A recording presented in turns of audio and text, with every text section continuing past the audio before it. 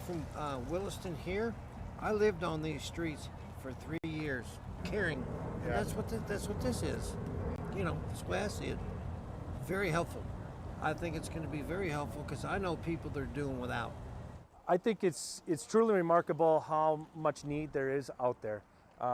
Like I said, we were going to start at noon, but we had so many people lined up. We started at 11, and volunteers have been working their tail off since then. I'm thankful for that. I think this shows that there is some huge needs in the community, and we got some things we got to address.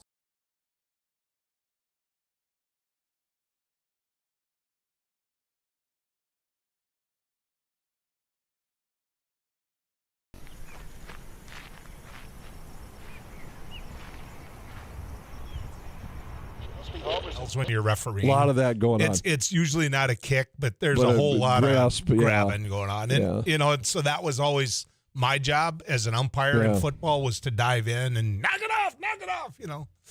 That's just I just haven't experienced no, and you don't want to. These scenarios. If I could, I know this is sports, and Muscatel, thank you, and I apologize in advance. But my sister Muscatel. My sister lived in Denver, and you got to know my brother Randy. So we're playing basketball in her driveway in Littleton, Colorado, years ago. And, we're a basketball family, and my sister Deb was on a fast break to the hoop. She's going to fire a layup in there. My brother was trailing. And my sister just thought, for some reason, towards the iron, that she would try to whip a ball behind her back to like a feed, like a blind pass to my brother. Catches him right in the old happy place. Right on the money. And I mean, bells were ringing. And so here's the scene. We're in this Littleton, Colorado, and the boys were dislodged from his undercarriage. And he's screaming where I'm sure all of Denver, Aurora, Littleton, name your suburb, Boulder, is my brother screaming, and my nickname, of course, was T-Bone. Drop me, Bone! Drop me, Bone! So if you were driving by my sister's, I was hoisting him up from the armpits and dropping him back and hoisting him up and until the piggies found their way home. Is that the best way to tell that story? Should I do it over? Well, if you got three. I don't That's a terrible I don't know that we need analogy. to do that one over. Can I ask you this? Yeah. As somebody who's been... Abby? Please, Come no. on. We need some filter. Buy a car from As a Muscatel. former baseball catcher, Yes. okay, Yes. and as people who saw other catchers, Yes. why was it when the little piggies weren't home yet? Right. Why was it that the mechanic for that was for the coach to come over as you sat on the ground, put his hands underneath your armpits, lift you up and slam you on the ground? What was the theory behind that? Well, because when two guys are in the attic that need to be in the basement, the easiest way to get them down the staircase. The amount. What? But here's the problem that goes with that. Additional bruising can happen. Oh, yeah, and we laugh now, but, I just assumed there were stairs to the basement. I think we're ready for a commercial. Let's, WAP Science. Science, boy, have you noticed how well their basketball team has been playing, both the men and the women? Do you know who the assistant coach of the WAP men's team is? Talk to me. Jim Shaw's son. His boys. Science ladies win 71-36. They're on fire. Men win 69-57. Big time stuff tonight, Joel. College basketball. UND women red hot. Won 4 conference games in a row. You'll hear that tonight on our brother station, The Fan. UND men at Oral Roberts tonight here on KFGO. The Bison women at home at the Shack tonight against Kansas City. Bison men on the road at Kansas City coming up tonight. So I read an article today about the UND women, which you travel with a lot, call their games, every game, about how they're getting hot and getting hot at the right time. Yeah. Is it real, or is this just a streak? It's the definition. They've got a long way to go, but it's the definition of watching what an off-season work ethic, a new system in place, a new attitude, growth, maturity, role-playing, all of that. And Mallory Bernhardt, her staff, John Motherwell, Adam Marceau, Juan Young. Joel, it's about everybody trying to get on the same page. And I think it's a lesson on how nothing comes easy. All has to be worked for. So that's what I would say. Gotcha. I gotcha. And it's going to pay off. Drop me, Joel. Drop me. Drop me, Mo! From the 8th floor to the basement. And the fact that my text is now blowing up, I don't know if this is family. You think yours is? Well, you got Cousin Boone and Uncle Fester all right, and whoever. Winemere boys, let it go. We won the game. All right, get in. All righty. Muscatel. There Thanks, you go. Muscatel. Thank you.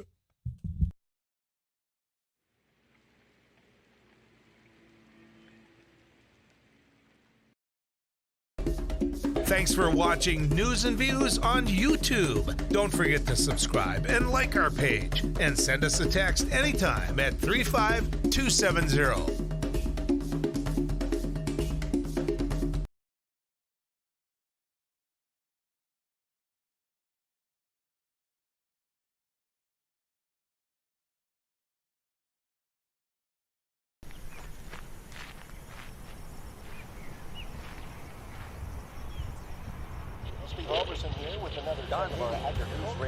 Hey, this is Abby Miller with the Mighty 790. Couch Potato Radio. Did you see that? It Takes Two. Doug Miller with the morning crew this morning. Perkins News Radio. Katie Eiler with It Takes Two. This is Jack Michaels, Voices Forces. Joel Heitkamp here on the Mighty Sarah Heinrich. Tyler Axis, your host. The Mighty 790 and 104.7 FM KFGO. The names you know. The voice.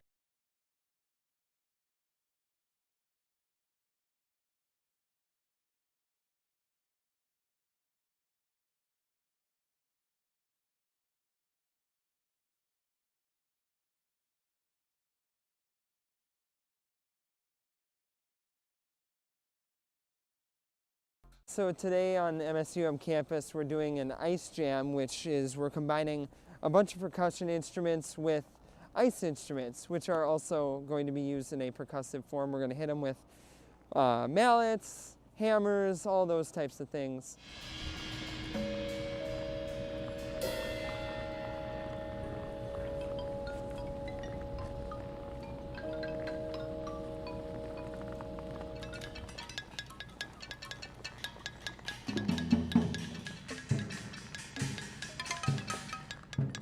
Today is all improv, so we're all just kind of working with ideas that we just kind of think of as we go, and we kind of play off each other, and it's fun to collaborate, but also have. Well, we're doing a food giveaway event to the community. A lot of people are facing food insecurity at this time. As we can tell, we had to start about an hour early because we just had so many people lined up. So as people come up and they need whatever they need, volunteers are taking care of it. It's all contactless, so nobody has to get out, and just making sure whatever the greatest need. We're just giving the greatest good. When we're going until the food is out. As people are coming in, if they need 2 boxes and 2 gallons of milk, that's what we're giving. You know, we don't want to leave anybody out. I was in the hospital, and I saw a flyer on the wall. You know, and all the nurses were talking about taking people down there to get food and stuff. I got out last night. Got out of the hospital last night, and I said, man, I'm going to do this. When I came from Williston here, I lived on these streets for 3 years, caring. And that's what this is. You know, that's the way I see it. Very helpful. I think it's going to be very helpful because I know people that are doing without. I think it's truly remarkable how much need there is out there. Like I said, we were going to start at noon, but we had so many people lined up. We started at 11, and volunteers have been working their tail off since then. I'm thankful for that. I think this shows that there is some huge needs in the community, and we got some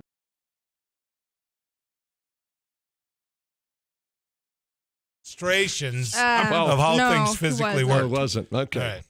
Somebody said Buddy Schmitz was my high school PE teacher. Buddy Schmitz. You had a good one then. Buddy was an absolutely fabulous guy. Great mayor. As somebody said, Abby, so much promo material. Have fun. I don't know. Check with upstairs first. I mean, not upstairs where we were talking about, but up. The outside of the message is inside is not for you, especially someone you do not want. Don't touch people's things. To each their own. To each their own. When we come back, pick them or stick them. We have that today? We have that. Can't tell you who this special guest is. Oh, okay.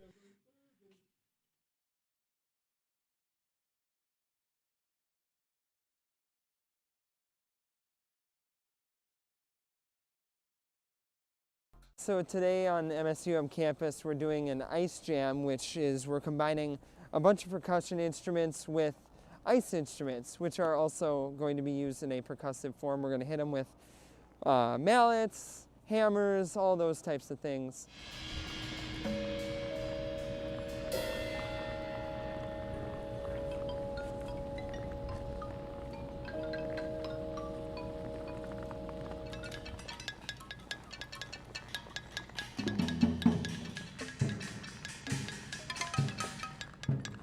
today is all improv, so we're all just kind of working with ideas that we just kind of think of as we go, and we kind of play off each other, and it's fun to collaborate, but also have.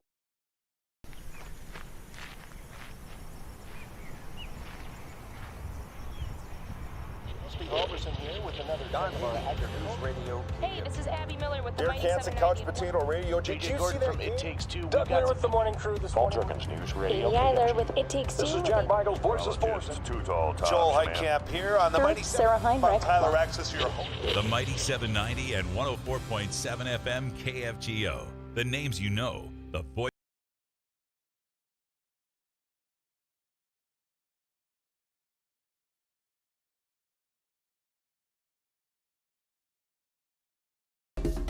Thanks for watching News and Views on YouTube. Don't forget to subscribe and like our page, and send us a text anytime at 35270.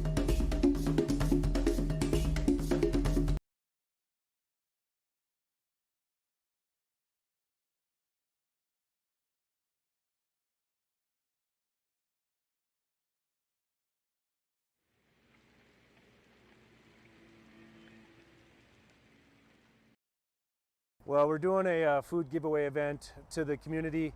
A lot of people are facing food insecurity at this time. As we can tell, we had to start about an hour early because we just had so many people lined up. So as people come up and they need whatever they need, volunteers are taking care of it. It's all contactless, so nobody has to get out, and just making sure whatever the greatest need. We're just getting the greatest good. We're going until the food is out. As people are coming in, if they need 2 boxes and 2 gallons of milk, that's what we're giving. We don't want to leave anybody out. I was in the hospital, and I saw a flyer on the wall. And all the nurses were talking about taking people down there to get food and stuff. I got out last night, the hospital last night, and I said, man, I'm going to do this. When I came from Williston here, I lived on these streets for 3 years, caring. And that's what this is. That's the way I see it.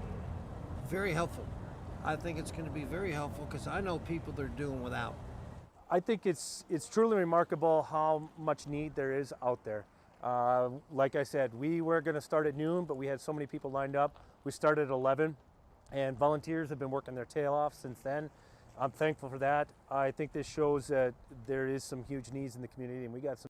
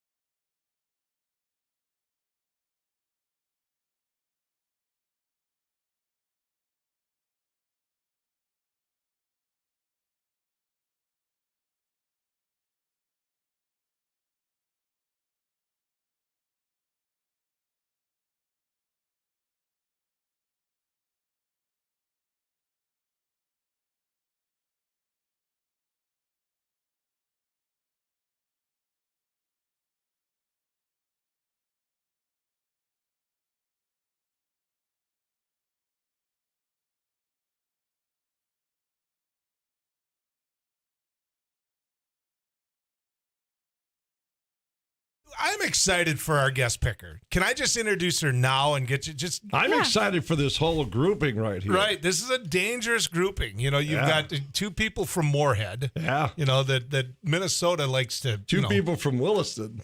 And two people from Richland County. And two people from Richland County. There we go. All right. Mayor Shelley Carlson is our guest picker. Thank Good you, Mayor. morning. Welcome. How you doing, Mayor? I'm doing great. I'm a little nervous about this pick, but Literally, don't be You got a nervous. 50% chance in that's each game. right. Maury, you know, here's the thing, Mayor, in T-ball, right? You're familiar with T-ball like my kids? Absolutely. You put a ball on there and the kids, and it's actually fairly easy to hit. Yes. How's Moorhead doing? It's about like that.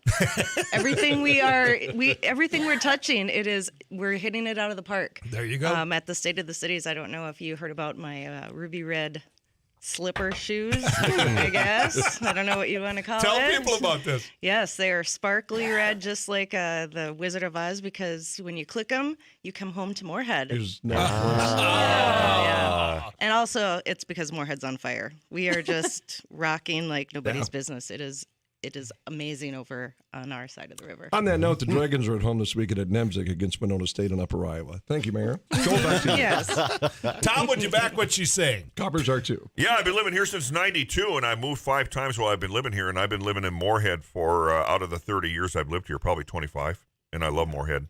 Wouldn't move back to your side no matter what. You know, Tank McNamara used to be where Abby's at. He moved to Moorhead.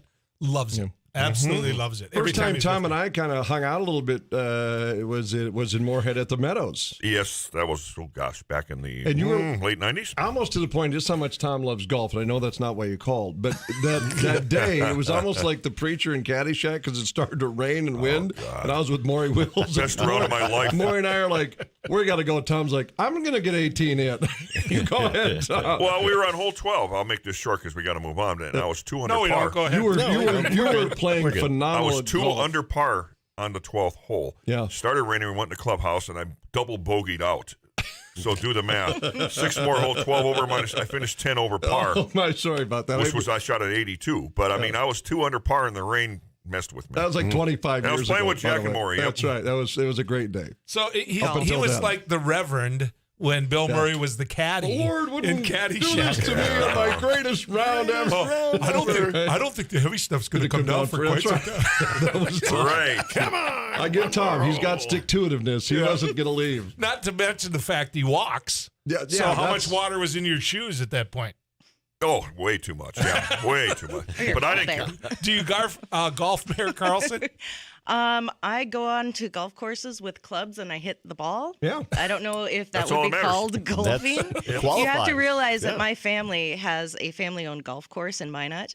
We grew up, everybody in the family grew up working that golf course. So Are we from Minot? I am originally from Minot. Born in Trinity Hospital. Oh, me too. Yep, me too. Dang. That's a Minot Hospital, by the way. Look at all these commonalities. Yeah. Look at all- My goodness. I fished Lake Darting and the Mouse River. Ooh. Maybe not. She was there until you said the Mouse River. Yeah, I would have stick with Lake Darling, Okay. but the mouse? All right, let's get to work a little bit. You know, yeah, obviously, that's we right. only have 4 games to work on here. We're going to start with Too Tall Tom. We've got the Tennessee Titans and the Cincinnati Bengals. The Titans are 3.5-point favorites in this game, and Derrick Henry is coming back, and they've had that extra week of rest.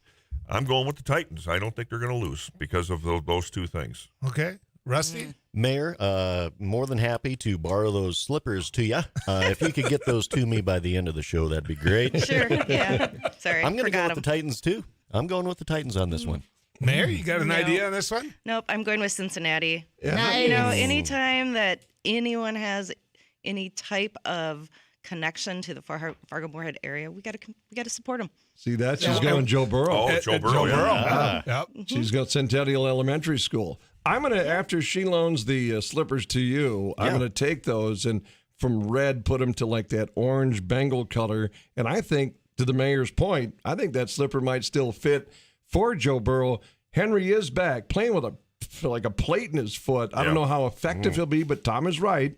But I'm gonna say that slipper still fits for Cincy. Give me Cincy. I think Joe Burrow's going to be one of the people we talk about every week next year. Maybe the rest of the year this year. I think that the Bengals are becoming a must-watch team. Yeah. He plays with so much fun. Yeah. And then the interviews after, right. He's like, nah, it's just like he curled up in the bar with you and having a beer. Johnny Fever, Les Nessman. As God is my witness, WKRP. I thought turkeys could fly. The Silver Sow Award. Les, he was quite the taking the Bengals. Broadcaster. All right, next one's Rusty, and we've got the Buffalo Bills and the Kansas City Chiefs. Oh, the Bills are looking just so good. Mahomes, Josh Allen, both playing really well in their recent outings. I'm going to go with the Bills on this one. Oh, no. She's made for this segment. She is built for this. The mayor. Going with Kansas City. I actually might secretly have a little crush on their quarterback. But Mahomes? Yeah. Shampoo commercials. I don't know any woman that doesn't have a secret little crush. I know. Yep. And he's a new dad too, right? Yeah, I believe so. Yeah. Oh, then we like him even more. I know. He's a kid. I know. He's doing great things. All right. It's a tough call, but this stadium is raucous. It is tough to beat the Chiefs at Arrowhead. As much as I'm a fan of Buffalo's blue collar and Josh Daniels, their quarterback, I think KC gets this at home. I saw the KC game last week, and we talk a lot about Mahomes and the offense and putting up points quick. I think lost in the conversation always is KC's defense. Mm-hmm. I mean, last week KC's defense was just dominant, absolutely dominant. And Allen is going to be one of those quarterbacks for a long time. Just like we talked about Burrow. He's a tough guy. Who are you taking, though? But I've been to a game in Kansas City. You know what it's like. And I know what it's like. Oh. I'm taking KC. Bone or Tom? Hasn't KC lost 3 home games this year? Yeah. So much for that. Tom, why are you letting facts Tom, get as in a the way? sports director, quit refuting what I said. Oh, sorry. That's logic. Buffalo is red hot. Number 1 defense in the league. So I'm going with Buffalo. All right. We're going to remember that one and watch. He'll bring it up next week when I was wrong again. We're going to take a little break. When we come back, we're going to get a chance to, the mayor came in. When I first called her, I said, Mayor Carlson, come on over. She goes, I don't know what this is about. That's a good answer to And yet Joel. she still came over, so I appreciate that. More coming your way with Pick 'em or Stick 'em right after this.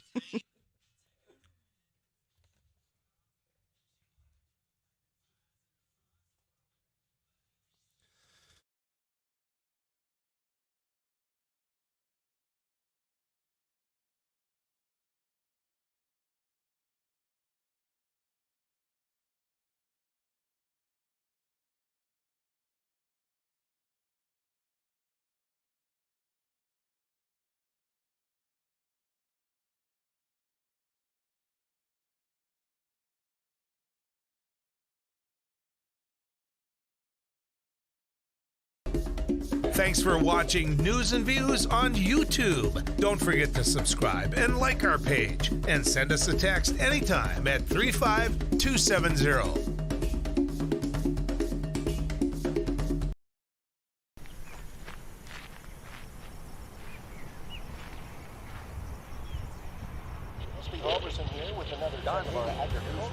Hey, this is Abby Miller with the Derek Hansen, Couch Potato Radio. Did you see that? From It Takes Two. Doug Miller with the morning crew this morning. Jerkins News Radio. Katie Eiler with It Takes Two. This is Jack Michaels, Voices Forces. Too tall, Tom. Joel Heitkamp here on the Mighty Sarah Heinrich. Tyler Axis, your host. The Mighty 790 and 104.7 FM KFGO. The names you know, the voice.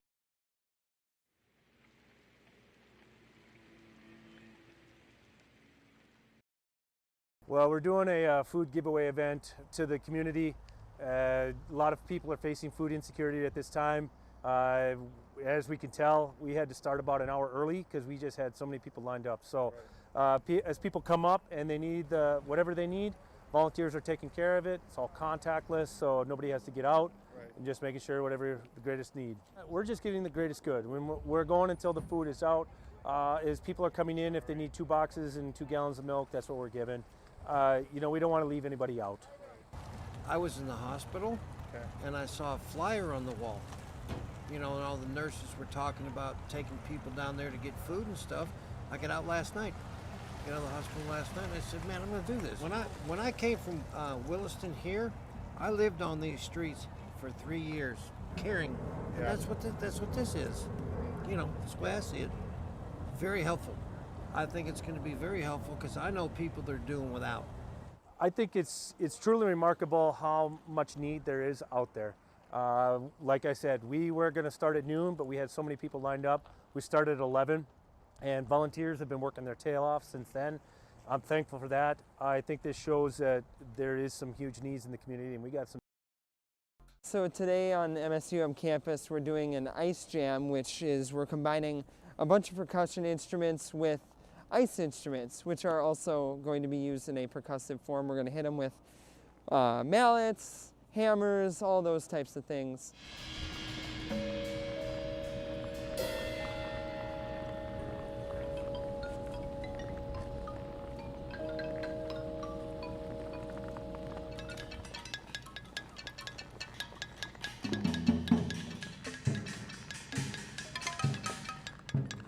Today is all improv, so we're all just kind of working with ideas. Moorhead, Shelley Carlson, and we're going to go for our next pick, the Los Angeles Rams at the Tampa Bay Buccaneers, and we're going to go to our sports expert, Bones, on this one. I see why you're jumping over Mayor Carlson because you're going to come back to her, aren't you, on the Yes, follow-up we game? are. Tampa Bay is hosting the Rams. You know, Rams, someone would say maybe fortunate to be in this position. Tampa Bay, who Tom Brady's cup runneth over, yet it's the Rams who have Cooper Cup. Thank you very much. I'll be here all week. Took her the whole break to think about that. That said, you know what? No.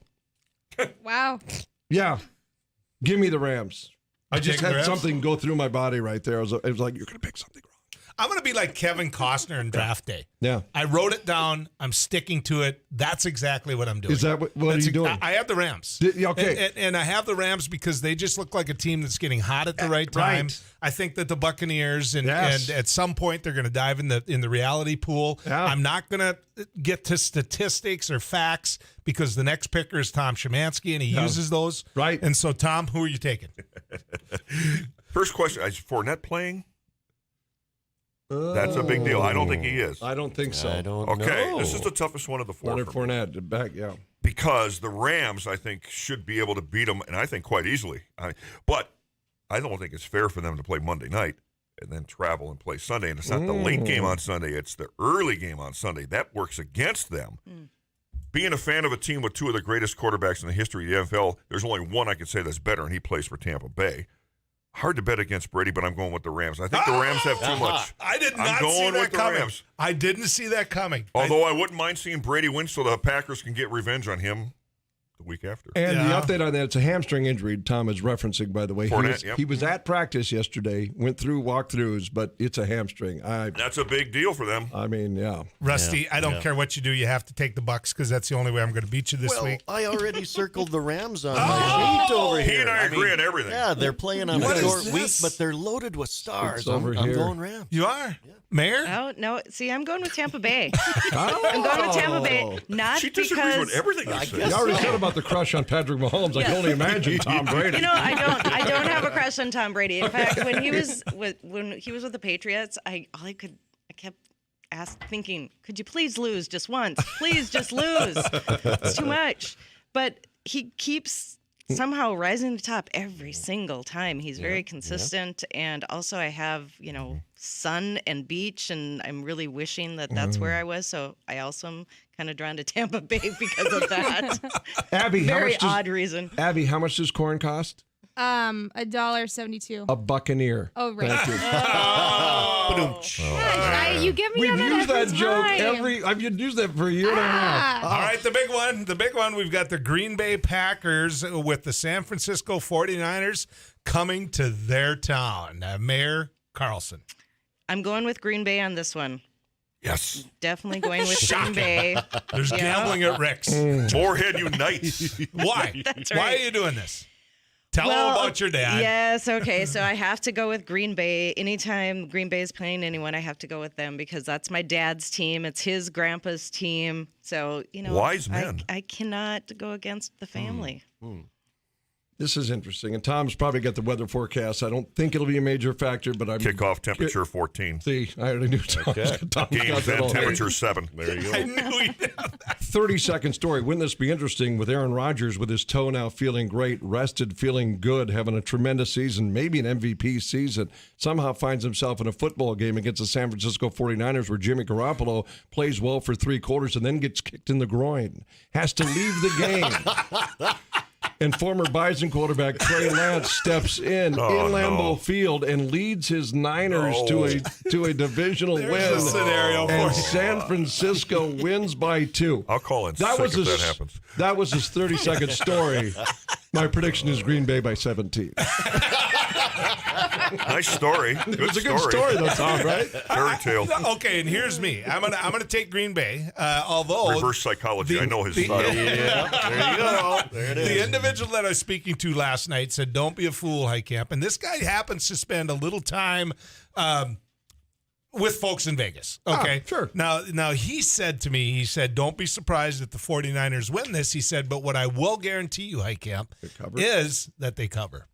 And so he thinks it's going to be a 6-point spread. Yeah, it's a 6.5. And anyway, he told me to take the 49ers and the points, and we took the 49ers and the points. Well, I agree Pick with them you. and stick them. Aren't we just picking winner and loser? No, absolutely. And I'm taking the Green Bay Packers. Oh, you are? Yep. Oh, I think it'll be within the spread. I think it should be a tough game.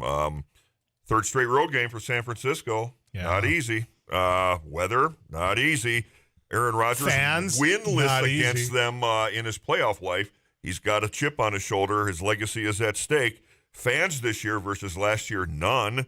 And so I think everything is right there in front of Green Bay to run a table and go to the Super Bowl. If they can't win this year, they never will. Well, no, I mean, this is the third chance in a row. Yeah. They're playing an NFC Championship. Yeah. They have to win this year, or else I predict if they don't win it this year, Aaron Rodgers is gone on his own volition. I don't think that that's too far afield, but I also think that the big game for Green Bay is going to be in a week. It's not going to be in.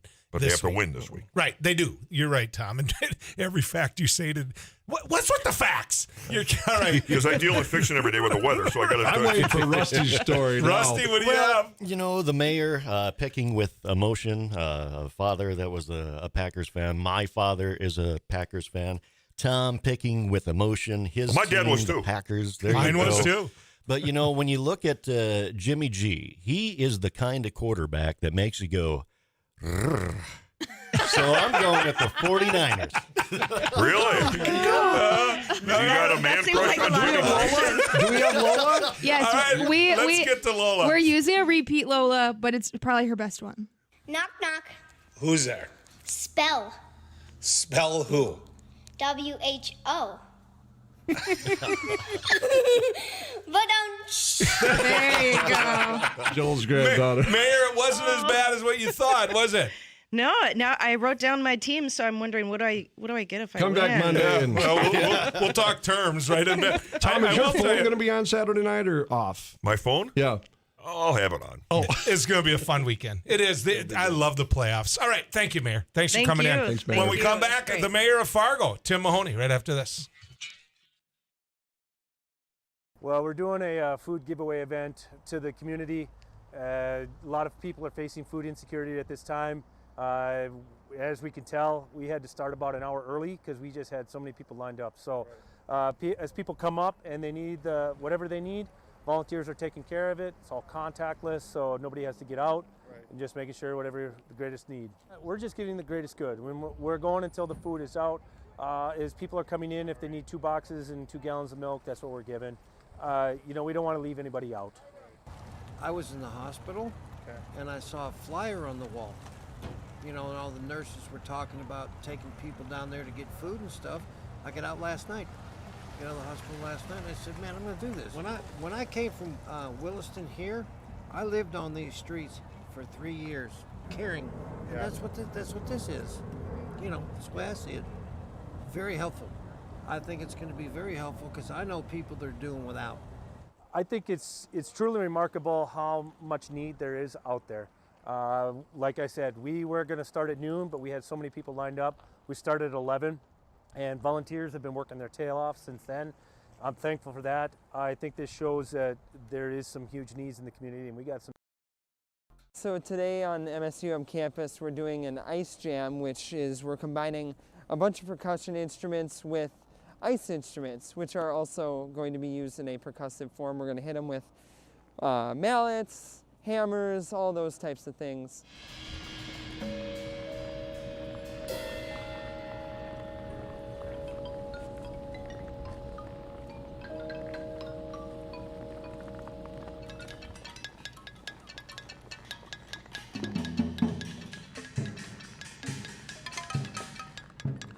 Today is all improv, so we're all just kind of working with ideas that we just kind of think of as we go, and we kind of play off each other, and it's fun to collaborate, but also have.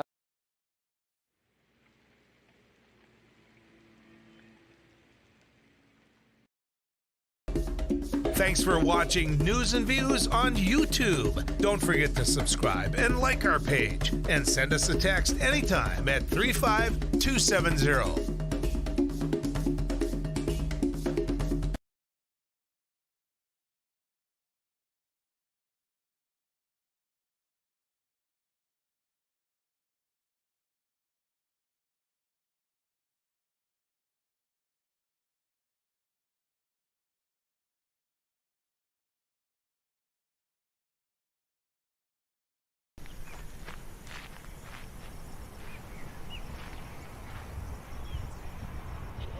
Here with another News Radio. Hey, this is Abby Miller with the Derek Hansen, Couch Potato Radio. Did you see that? It Takes Two. Doug Miller with the morning crew this morning. News Radio. Amy Eiler with It Takes Two. This is Jack Michaels, Voices Forces. Joel Heitkamp here on the Mighty Sarah Heinrich. Tyler Access, your home. The Mighty 790 and 104.7 FM KFGO. The names you know, the voice.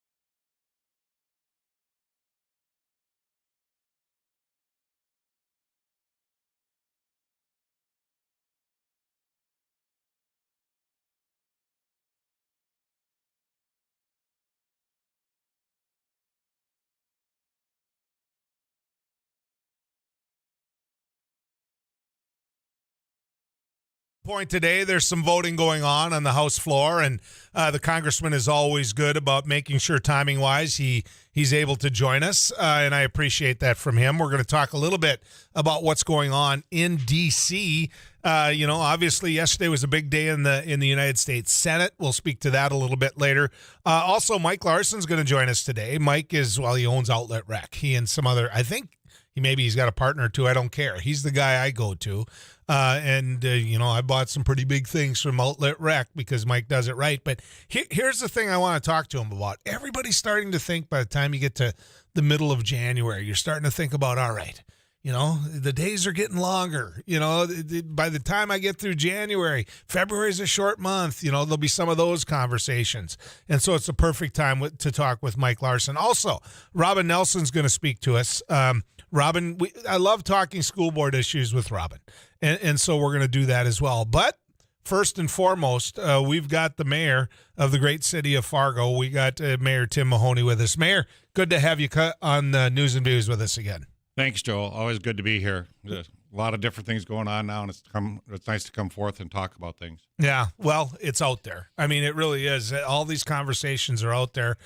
Police Chief Zabolski is he's getting it from all angles here. There are people that believe that he isn't good at what he does. There are people that believe that you're short staff-wise because of him.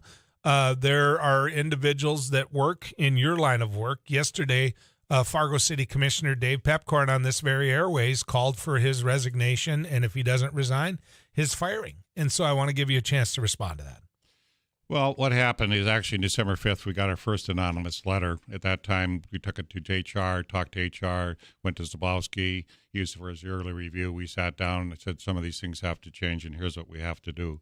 The public has to understand that he is a change agent. When he came here, he's changed everything. We did a whole different org structure. He has a whole different system set up. I think we've moved 50 or 60 police officers in different positions. Now is the time to see if that works and see what comes forth. Commissioner Pepcorn was excited about a person going out on a call. So there's priority 1, priority 2, priority 3 calls that the police officers have got. All of them are connected by mics. All of them are connected throughout the city by mics. And when they say, I got your back, you always got your back. So for priority 1 and somebody's got a weapon or somebody's threatening violence in any way, a police officer never goes in alone. And when you get that call, you go to the area point that has to be taken care of.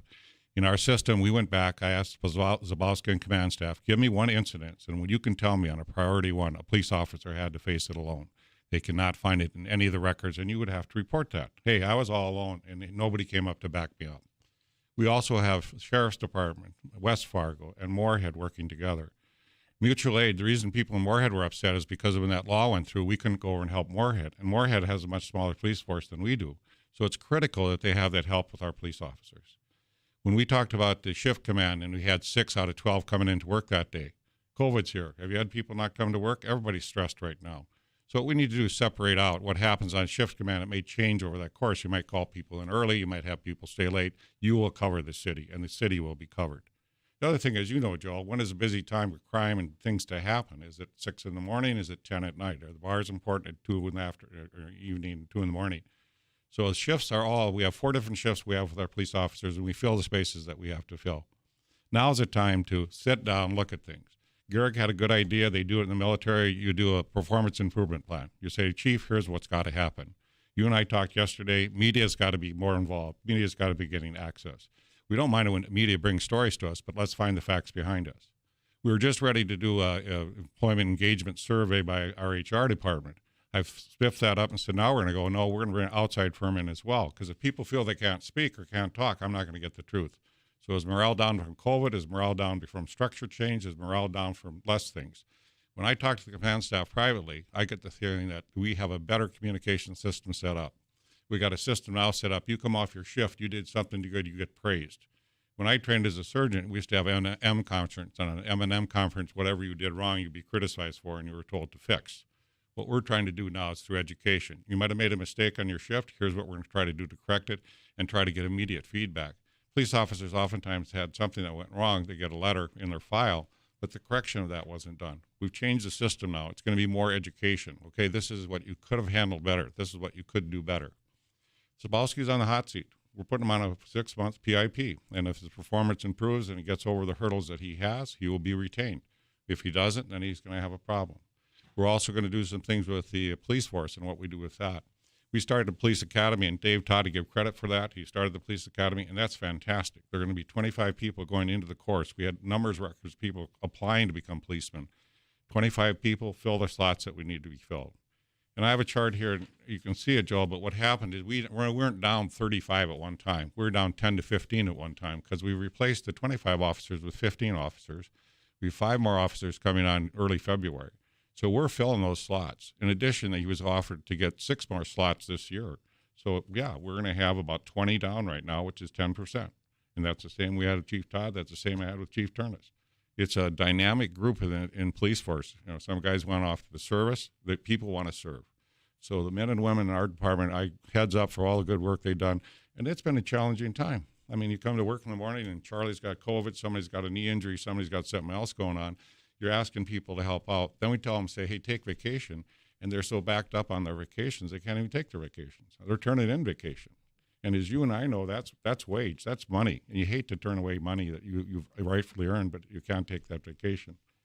I think you're going to see a lot of things happen in the next 6 months.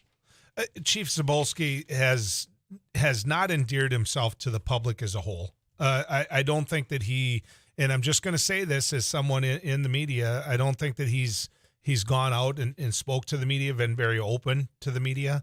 What are your thoughts on that? And the other question I want to ask you, Mayor, is this one. You know, you talk about Commissioner Gehrig and his plan for, you know, an evaluation of time here. Let's see where this is 6 months. I don't think it was 6 months. I think that there's a concern there whether or not, you know, we've got a situation that is dealt with prior to the election of a mayor.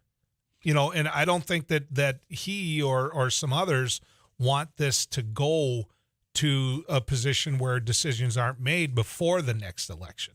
No, it's a 6 month, in a PIP plan, a person has 6 months to change the dynamics. It's going to be a monthly report, a biweekly report, and you're going to have what I would call a progress report. Are we making progress or are we not? We're not going to let it die for 6 months. We're going to actually go into this with HR and with the administrative team and write out the things we need done. And to your point, media relations have not been good. Media relations, the media has always helped us. Whenever there's been issues that we need help, the riots, different things, media has been right there to help us control many of those things. And so to me, that is one of the things in his performance review with me. I said, you got to fix what's wrong with the media. You're not spending enough time and giving them access to you so they can get into things. Let's talk a little bit, if we can, when we come back, about what happens from here. Because as I see this thing shake out, you know, Commissioner Gehrig wants there to be more time to evaluate, but there was no kumbaya endorsement there. I sense that from Commissioner Strand and Commissioner Preston that really what's happening here is just that we've got, just like you said, some new things in place. Let's see where all this shakes out. But when you've got a commissioner calling for a police chief to either get fired or move on, I don't know how you fix that amongst the board itself. It may be only one, but that's a very, very major thing. The same commissioner that when he showed him the letter on December 15th, he says, I don't listen to anonymous letters. He gets an anonymous letter and overreacts and comes into your studio yesterday and demands that. And when I talked to him, I said, Dave, let's get the facts before we go anywhere with this. And he was hell-bent on, I'm coming into Joel's show and telling him we're going to fire the chief. And you got to get the facts. You know, you and I both know in news reporting, you don't just go to anonymous letters. You got to get the facts behind it. And I talked to Kevin Valavant and talked about different people. I've talked to the police force, working with the men and women to find out what are the facts and let's deal with them. Yeah, we will make some changes, and there are things that are going to happen by Zablowski that will make him a better chief. But if he doesn't do that, he will not stay. How much does it weigh in on you, Mayor, if people come forth and don't give you the name, but they acknowledge they know the name? A Kevin Valavant or a Joel Heitkamp, for that matter, because I've spoken to some police officers right now that really believe he needs to go. So I do confidentiality as a surgeon all the time. Anybody can come my door. My door is open 10, 20. Anytime you want to come in and talk to me, come on in and talk to me. And let's talk about it. I won't reveal your name, but I need to know the facts. I've been talking to a lot of people the last week, And I think there's a chance that he can make improvements, do the things that people want.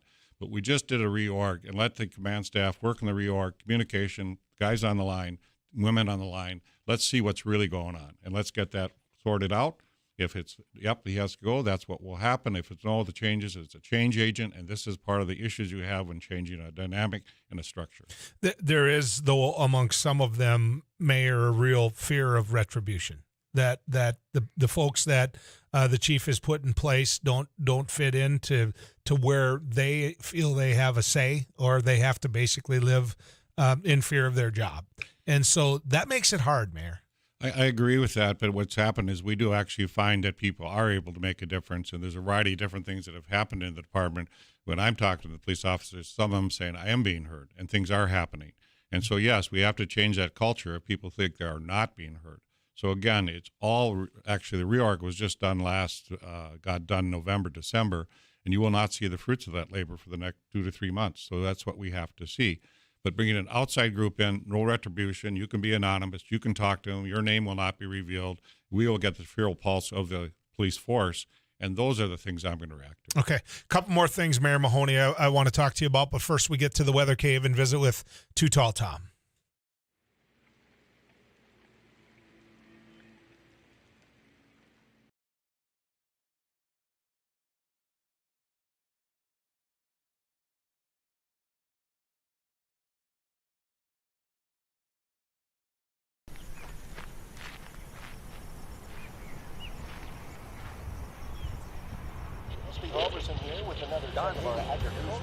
Hey, this is Abby Miller with the Derek Mighty Hansen, 790. Couch Potato Radio. Did you see that? It Takes Two. Doug Miller with the morning crew this morning. News Radio. Amy Eiler with It Takes Two. This is Jack Michaels, Voice of Sports. Too Tall Tom. Joel Heitkamp here on the Mighty Sarah Heinrich. Tyler Access, your home. The Mighty 790 and 104.7 FM KFGO. The names you know, the voice. Thanks for watching News and Views on YouTube. Don't forget to subscribe and like our page, and send us a text anytime at 35270.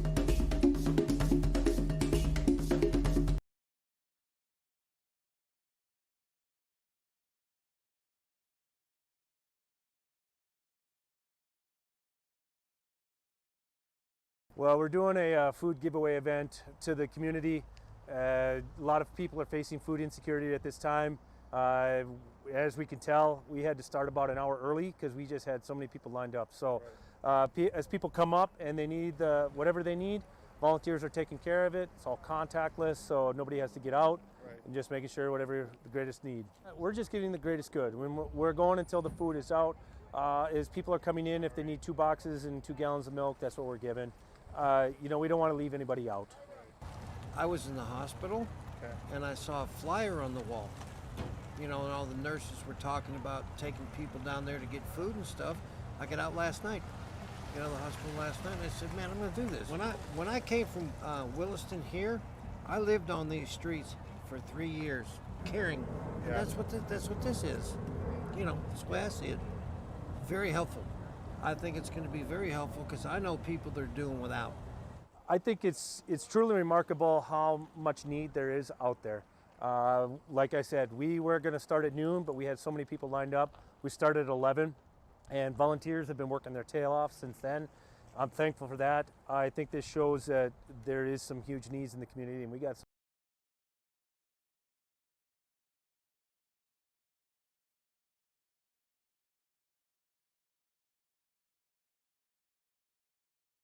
So today on MSUM campus, we're doing an ice jam, which is we're combining a bunch of percussion instruments with ice instruments, which are also going to be used in a percussive form. We're going to hit them with mallets, hammers, all those types of things.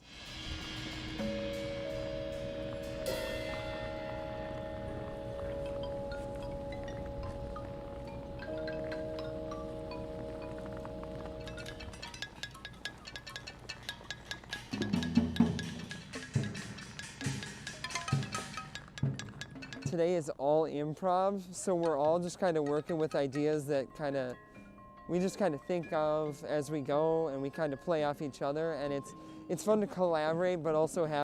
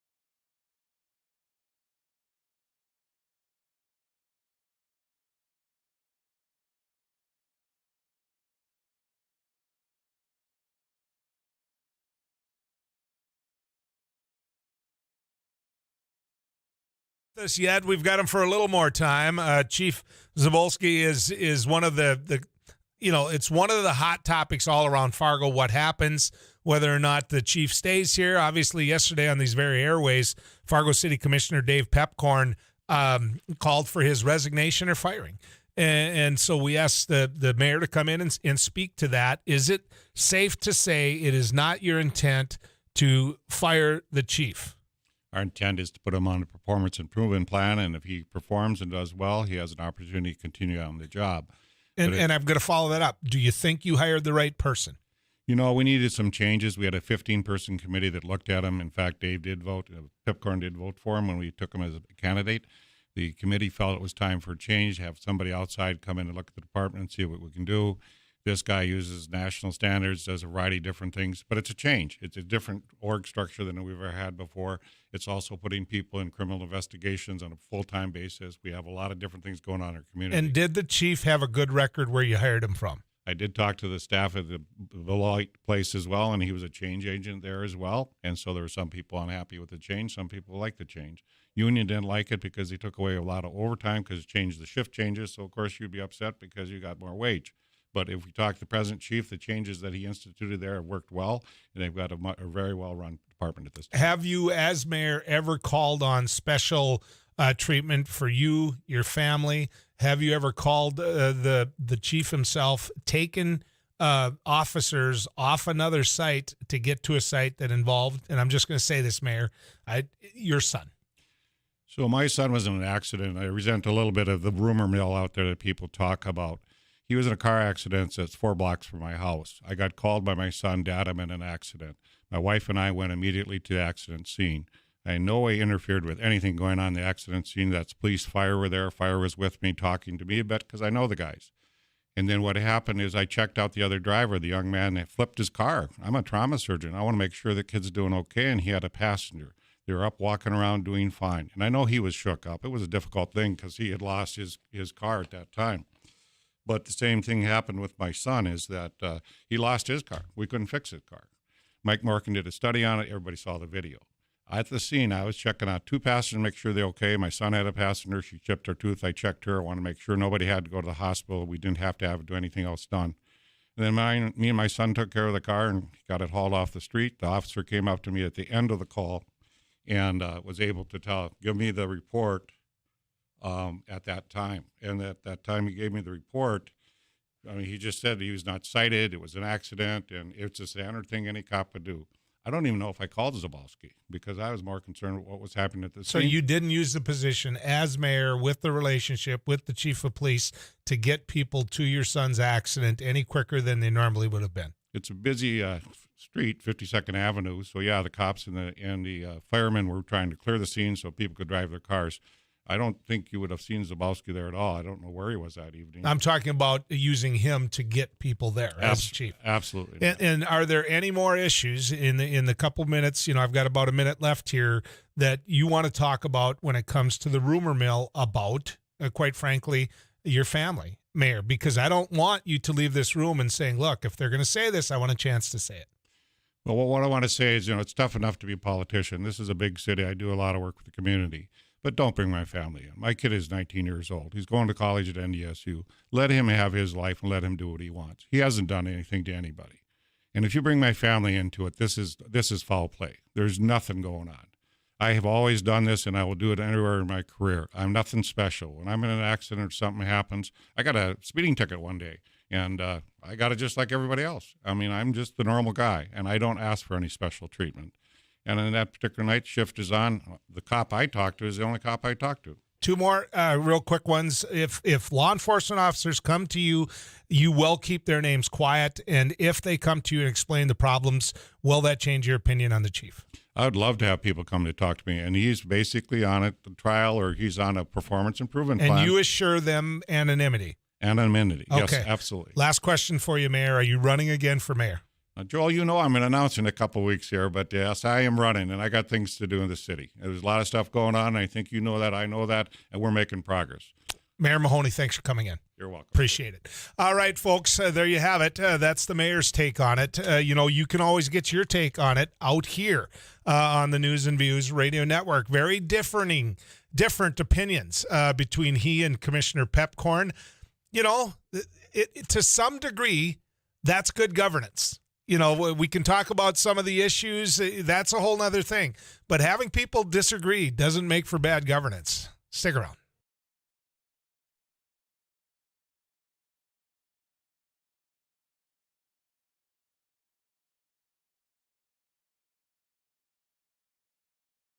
Well, we're doing a food giveaway event to the community. A lot of people are facing food insecurity at this time.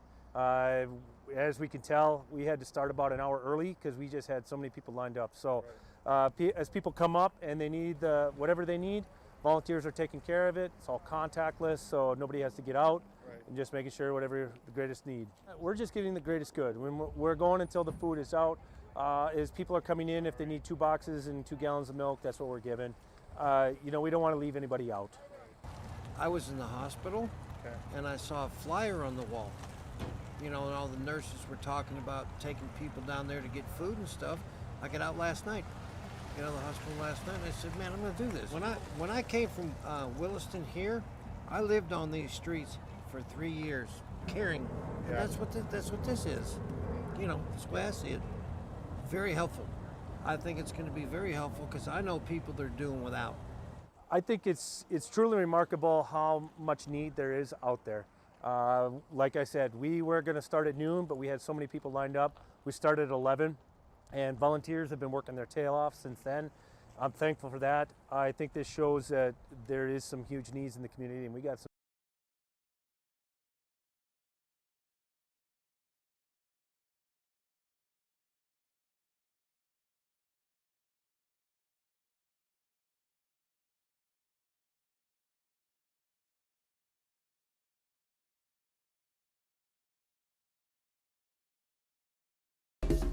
Thanks for watching News and Views on YouTube. Don't forget to subscribe and like our page, and send us a text anytime at 35270.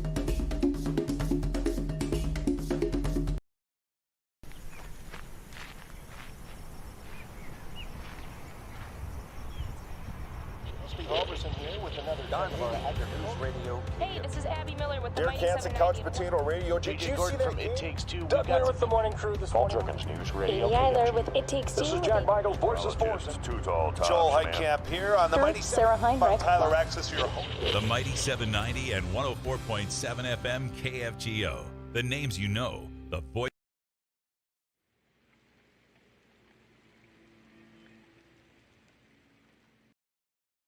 So today on MSUM campus, we're doing an ice jam, which is we're combining a bunch of percussion instruments with ice instruments, which are also going to be used in a percussive form. We're going to hit them with mallets, hammers, all those types of things.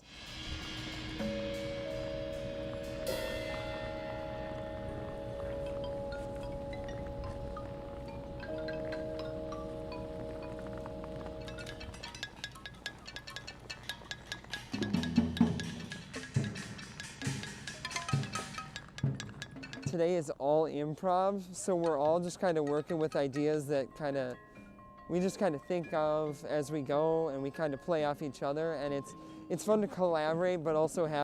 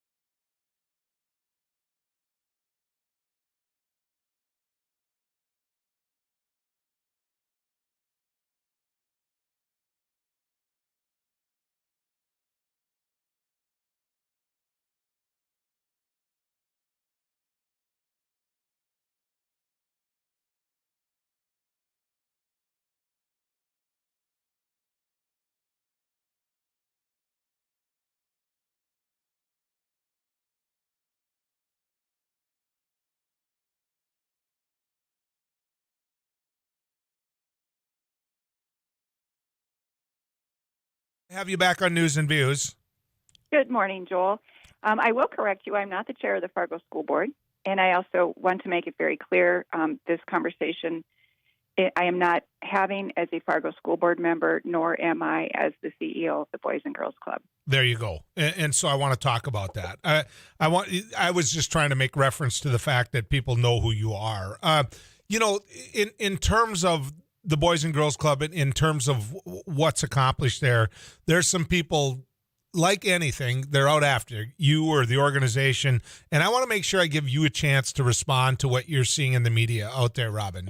Do that if you would. Sure. And this doesn't have to do with the Boys and Girls Club. I just contacted you this morning to address a false accusation that was made in the Forum Opinion page in a opinion piece called Nobody Wants to Work.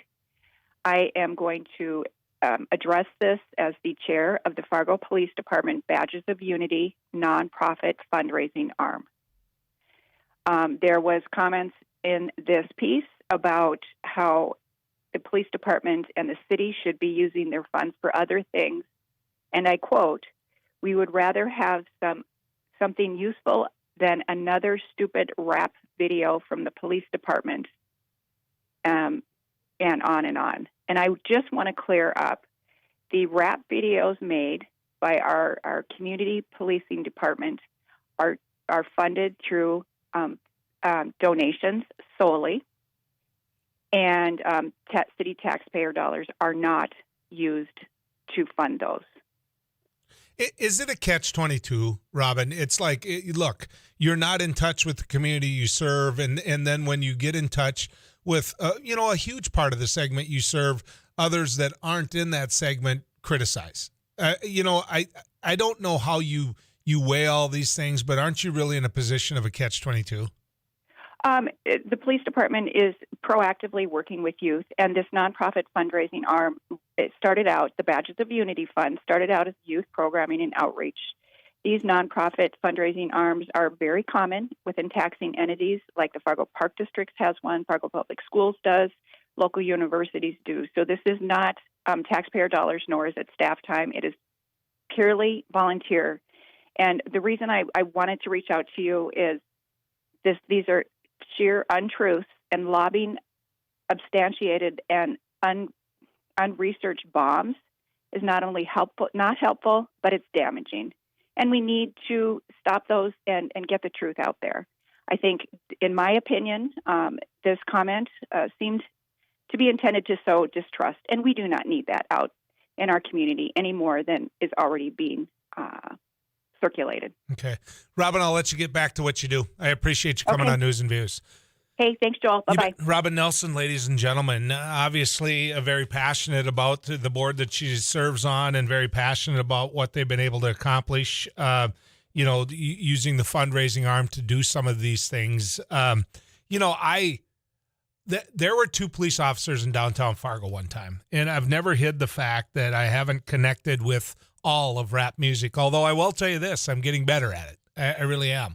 And that's because my wife and my daughter said you're not giving it a fair chance. But I saw some of that in downtown Fargo, and I saw it connect to many of the people that stopped to listen, to hang out with, and connect with those police officers. And so to make a broad shot at that, and then to find out that, private funds and everything, when we're talking about the video, I think Robin's got something fair to say, is my point. And I think very strongly, I believe, that when you take that frontline officer and they find a way to connect with the people they serve in a positive way, you listen to them. And so I'm glad Robin said what she just said. Now, let's go back to Chief Zabolski. I want to talk to you about, from my perspective, looking in, of how all of this is going. I don't know the chief. I think I've spoken to the chief on the phone maybe once. The chief is, for lack of a better way of putting it, in my personal opinion, he's very standoffish. He's not the type of individual that, and I'm sure he comes from a setting or a belief from other police chiefs that the less you talk to media, the better. I personally believe it's just the opposite. I believe that you build relationships of trust in the media. People are going to come to us. They are. And I will tell you right now, there are people who have contacted me who I have listened to that don't want their name put forward, that don't believe he's very good at his job. In fact, they even take it a step farther. And when I say, look, you've got outlets here to get your point across.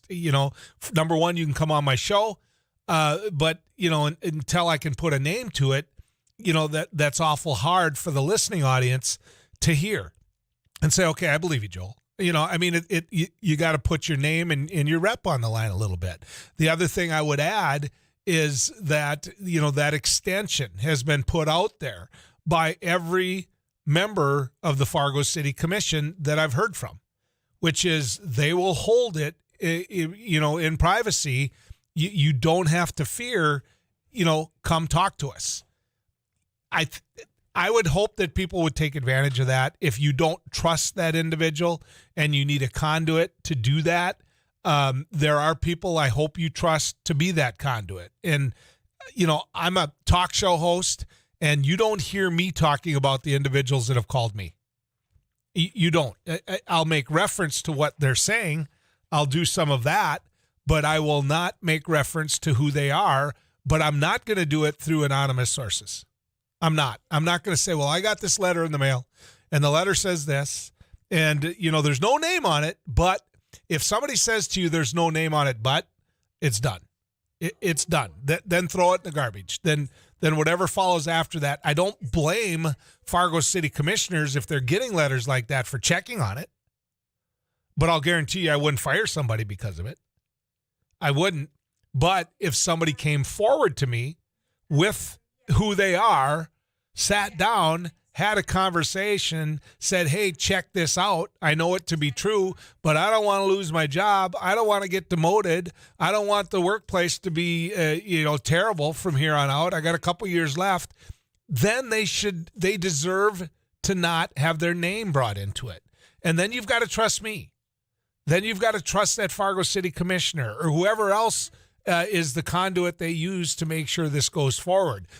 But what I'm getting at there, folks, is with anonymous letters, with anonymous phone calls, for me, that doesn't hold much weight. That doesn't. Now, you're saying, Joel, that's what your show is built on. It's built on that, but this is a talk show.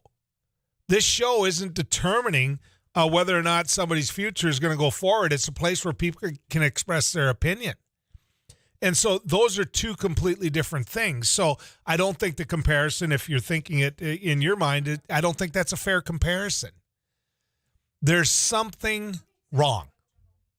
There is something wrong. And I heard Mayor Mahoney say 2-3 times that he's an agent of change. Every time he said that, in my mind, I was like, okay, what are we changing? What was wrong? What were we doing wrong? What was the city of Fargo having wrong with its police force? I don't know. I think that would be my question of these candidates as they go forward.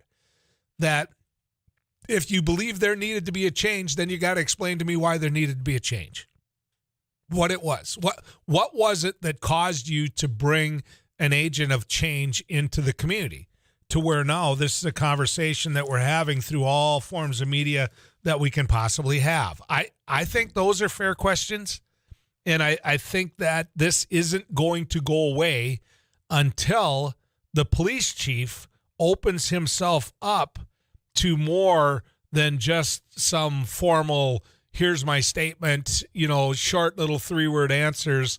I think he's going to have an in-depth conversation where he lays out there his heart and soul of what he's trying to do.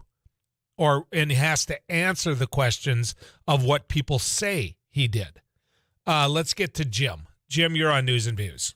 Yeah, hi. Stan, I just want to point out a little bit of I think it's kind of a double standard here. When you say that, say an employee or whatever writes an anonymous letter in with complaints about such and such the chief, how many times have you seen in employment, and I'm sure even at the Fargo Police Department, is where someone gets called in and say, well, we've had complaints about you, Mr. So-and-so.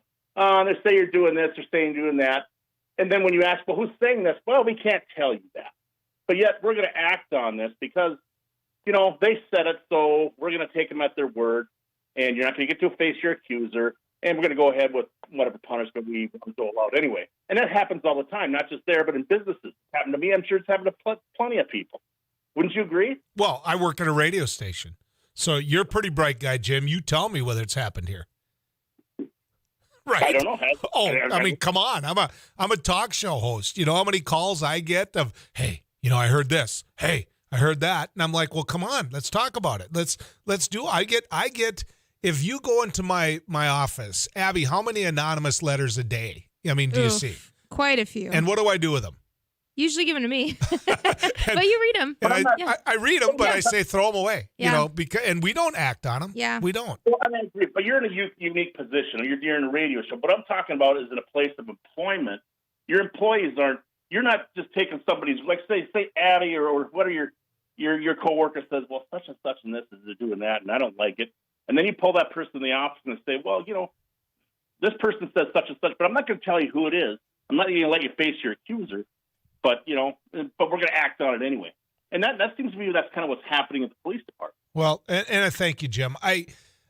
That's why I said that there has to be a middle here, that you have to find that place you can go where you can trust someone to not use your name. But if it's that big of a concern, those concerns get out there. And I've made it quite clear on the show today that I have been contacted by individuals that wore that badge, by an individual that wore that badge that went quite into depth about why this isn't going well with Chief Cebulski, why they don't believe he is the right fit for the job, and why they fear retribution. Now, I feel comfortable saying that because of the individual that talked to me, and I gave him my word I'm not going to say his name. But if I had gotten that from an anonymous call in my office, or if I had gotten that from an anonymous letter, I would never have said what I just said. And that's where Jim is right. Let's get to the weather cave and find Too Tall Tom. Tom?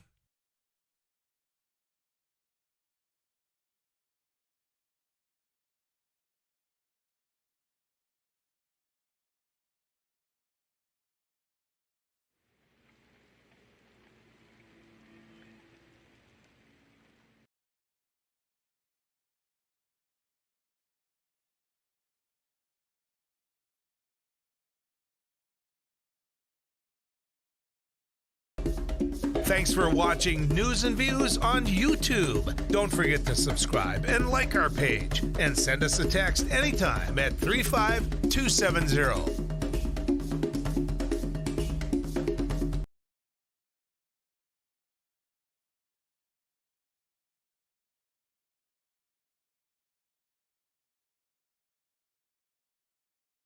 Well, we're doing a food giveaway event to the community. A lot of people are facing food insecurity at this time.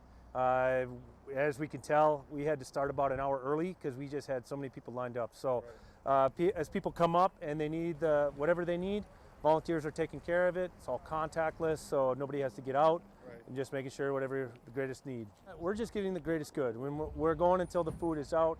As people are coming in, if they need 2 boxes and 2 gallons of milk, that's what we're giving. We don't want to leave anybody out. I was in the hospital, and I saw a flyer on the wall. And all the nurses were talking about taking people down there to get food and stuff. I got out last night, got out of the hospital last night, and I said, man, I'm going to do this. When I came from Williston here, I lived on these streets for 3 years, caring. And that's what this is. That's the way I see it. Very helpful. I think it's going to be very helpful because I know people that are doing without. I think it's truly remarkable how much need there is out there. Like I said, we were going to start at noon, but we had so many people lined up. We started at 11, and volunteers have been working their tail off since then. I'm thankful for that. I think this shows that there is some huge needs in the community, and we got some.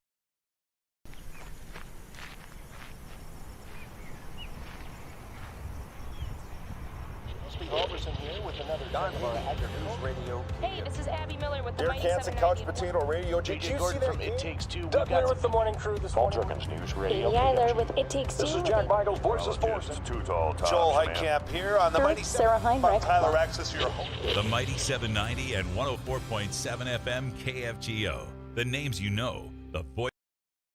So today on MSUM campus, we're doing an ice jam, which is we're combining a bunch of percussion instruments with ice instruments, which are also going to be used in a percussive form. We're going to hit them with mallets, hammers, all those types of things.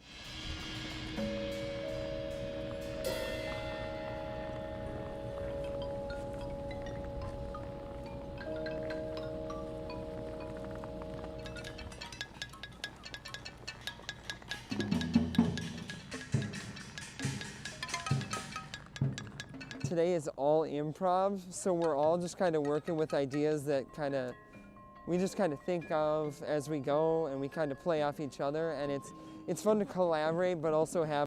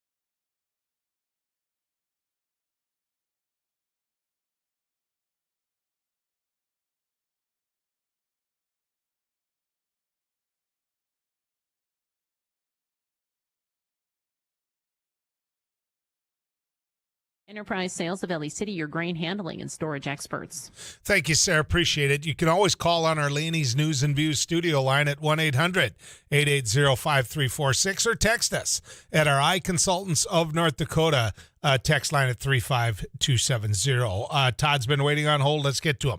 Todd, you're on News and Views. Good morning, Joel. Morning.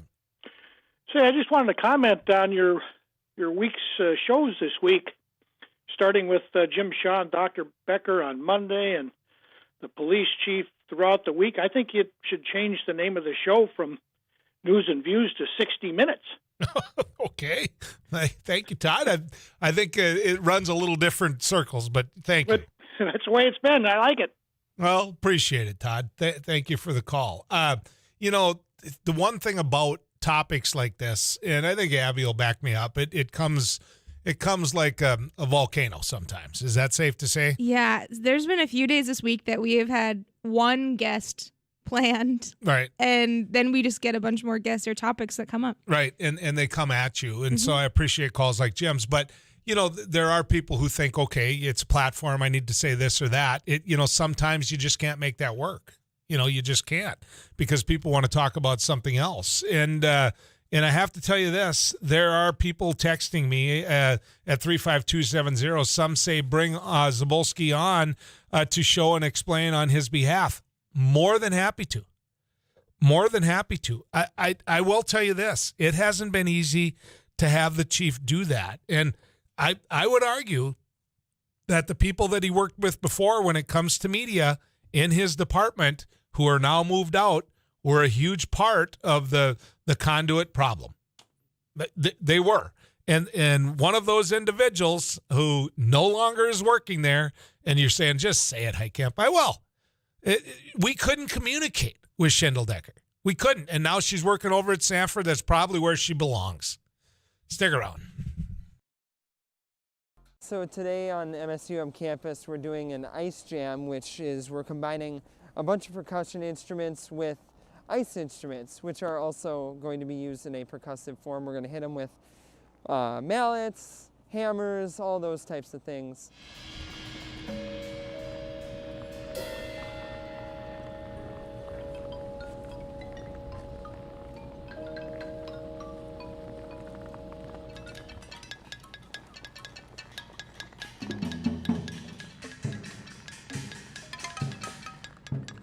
Today is all improv, so we're all just kind of working with ideas that we just kind of think of as we go, and we kind of play off each other, and it's fun to collaborate, but also have.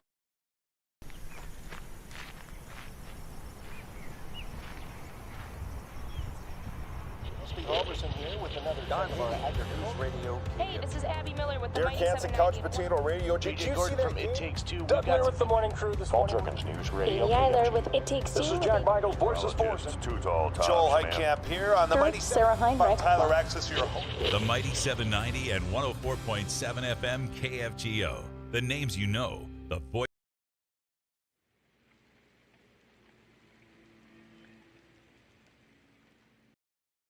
Well, we're doing a food giveaway event to the community. A lot of people are facing food insecurity at this time. As we can tell, we had to start about an hour early because we just had so many people lined up. So as people come up and they need whatever they need, volunteers are taking care of it. It's all contactless, so nobody has to get out. And just making sure whatever the greatest need. We're just giving the greatest good. When we're going until the food is out. As people are coming in, if they need 2 boxes and 2 gallons of milk, that's what we're giving. We don't want to leave anybody out. I was in the hospital, and I saw a flyer on the wall. And all the nurses were talking about taking people down there to get food and stuff. I got out last night. Got out of the hospital last night, and I said, man, I'm going to do this. When I came from Williston here, I lived on these streets for 3 years, caring. And that's what this is. That's the way I see it. Very helpful. I think it's going to be very helpful because I know people that are doing without. I think it's truly remarkable how much need there is out there. Like I said, we were going to start at noon, but we had so many people lined up. We started at 11, and volunteers have been working their tail off since then. I'm thankful for that. I think this shows that there is some huge needs in the community, and we got some.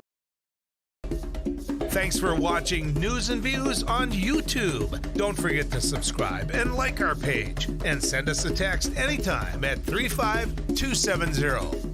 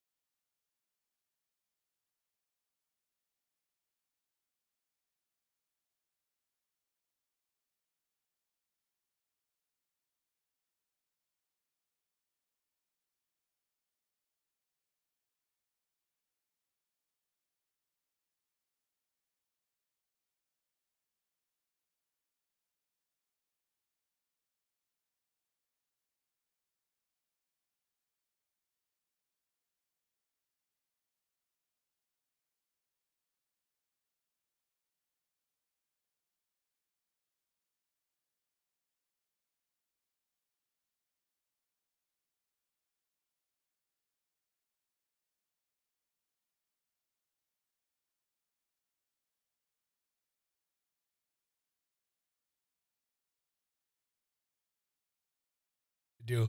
And he's the life I want to live, and that is Mike Larson with Outlet Rec. Mike, good to have you back on News and Views. Hey, Joel, thanks for having me. Now, here's the part, right? You've got the Outlet Rec rummage sale going on. My wife loves to go to rummage sales. I don't. And now all of a sudden, I think those roles are reversed. I wouldn't mind going to this rummage sale, Mike. Well, 16 years of doing this, I can't hardly believe it, but 16 years of doing this. And the whole key to this is we have a mix of everything. And, I'm looking out, we probably have 40 pontoons, but they're both new and used. We've got pontoons from $89.95 down up to over $100,000, and they're all right next to each other. So you can compare what you like, take a look at the different styles. And we have RVs, we have travel trailers, we have several motorhomes, we have fifth wheels, pop-up campers, both new and used. I mean, it's just a mix of everything that you would want to look at recreation. It's all side by side and compare the new and used. You just don't get to do that at many shows. Well, and here's the other part. There's all this verbiage going on out there, Mike, that you can't get something you may want for the summer, that you can't find it, that everybody's out of it. And so what you just described tells me that that's wrong. Well, right. Our big thing is that we stocked up so heavy going into late summer because we knew this was going to happen. So we have a lot of inventory right now, but we're getting cut back from our suppliers just like everybody else is. So I know we're going to run out of stuff like we did last year, but now is the time for a selection. If you want to take a look at different products, this is it. We have lots of used from fishing boats to pontoons to travel trailers, you name it. And, when we get into spring, we don't have that many anymore. So if you want a selection, this is a place to look at it. 70-degree comfort. We've got nearly 100 units total inside. Inventory is here right now. What happens in the spring is really hard to predict, but I think it's going to be rough again. Mike, when a lot of people buy this time of year, they worry about storage. They worry about, where they can put it, where, what they can do, what you would recommend. I mean, that type of recommendation is there waiting for them? Yeah, that's one of the secret sauce recipes to this sale is the fact that we take in a lot of stuff on trade that's in storage. We understand that you might have your boat, you might have your camper, whatever. It's in storage. You can't get it out. We'll take it in based on pictures and your description of it. And then also we'll store what you bought. We'll hang on to it till spring. You just give us a couple weeks head notice. We'll get it ready for you springtime. So it's really simple and easy. We just take care of everything. And then we circle back together in the spring and we get it done. Okay. So give people an example of size. There's so many different ranges that they're looking at right now. I don't know. Did you see it? This is a foolish question to ask you because this is the world you live in. But I didn't see campers taking off the way they did. I didn't see where that was just going to become a huge part of people's lives the way it has, Mike. Yeah. The dumb thing is now looking back, you say, wow, that makes perfect sense. But I don't know. I didn't see it coming either. So, I'm not any smarter than anybody else. But, it does make perfect sense because you have your own little pod of security. You can go anywhere you want. A lot of people just use them in their driveway with their kids. They just go camping at their house. You can do anything you want with them. And so it really makes it nice, especially with all the weird things going on in the world. But we carry, a real trend in the RV side is smaller stuff, the 16 to 24 foot size, easy to tow with an SUV.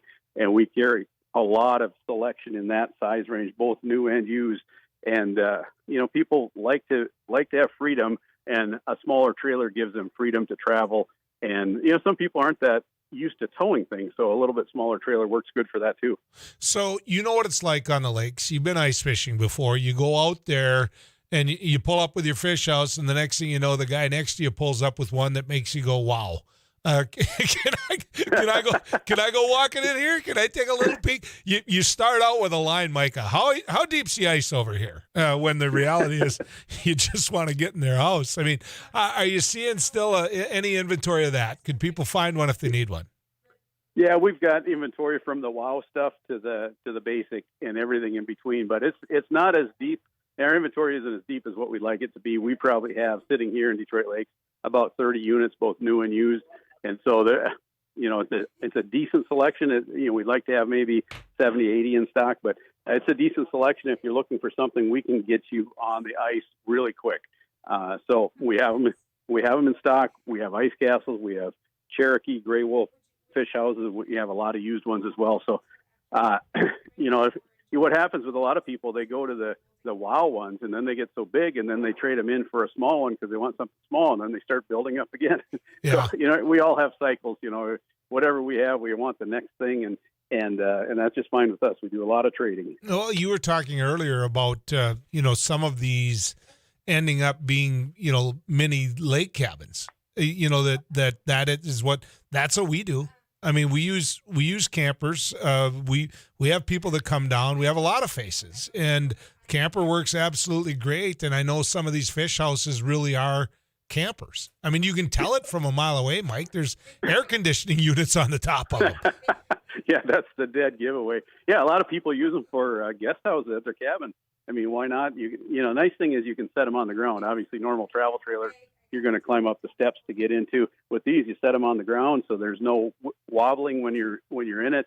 It's stable, it's easy, and you know, for people to sleep next to your house when you have guests over, it just works perfectly. So they really do get used year round. Yeah. Well, if I come to this rummage sale, I'll guarantee you this: I'm going to come with my blinders on. I'm not gonna fall for it, Mike. You're not. All right. So where do people go? When do they go? How do they make this work? Well, we're at 605 Highway 10 in Detroit Lakes, and that's our big showroom. It's our marine store, but we have packed it both with RVs and marine stuff.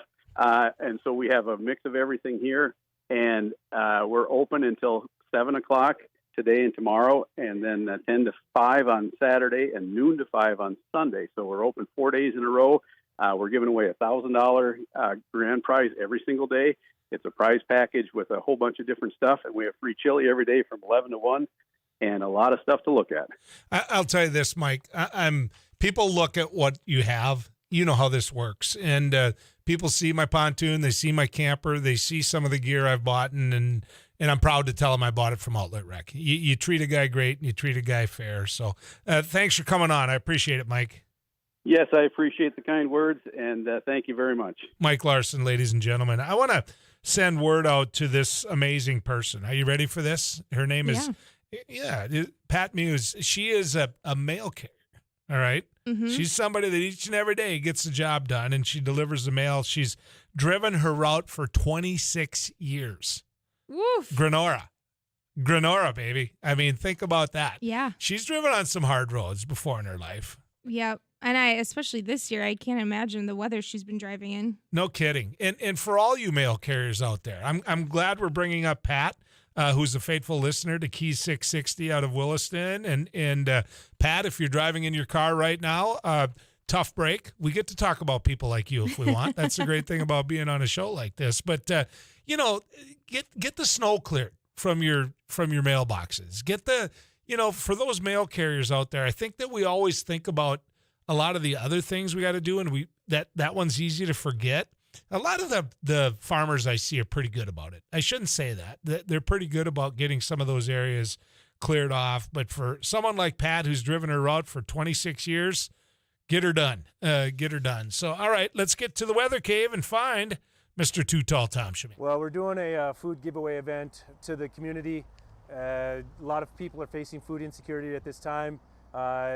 As we can tell, we had to start about an hour early because we just had so many people lined up. So as people come up and they need whatever they need, volunteers are taking care of it. It's all contactless, so nobody has to get out. Right. And just making sure whatever the greatest need. We're just giving the greatest good. When we're going until the food is out. As people are coming in, if they need 2 boxes and 2 gallons of milk, that's what we're giving. You know, we don't want to leave anybody out. I was in the hospital, and I saw a flyer on the wall. You know, and all the nurses were talking about taking people down there to get food and stuff. I got out last night. Got out of the hospital last night, and I said, man, I'm going to do this. When I came from Williston here, I lived on these streets for 3 years, caring. And that's what this is. You know, that's the way I see it. Very helpful. I think it's going to be very helpful because I know people that are doing without. I think it's truly remarkable how much need there is out there. Like I said, we were going to start at noon, but we had so many people lined up. We started at 11, and volunteers have been working their tail off since then. I'm thankful for that. I think this shows that there is some huge needs in the community, and we got some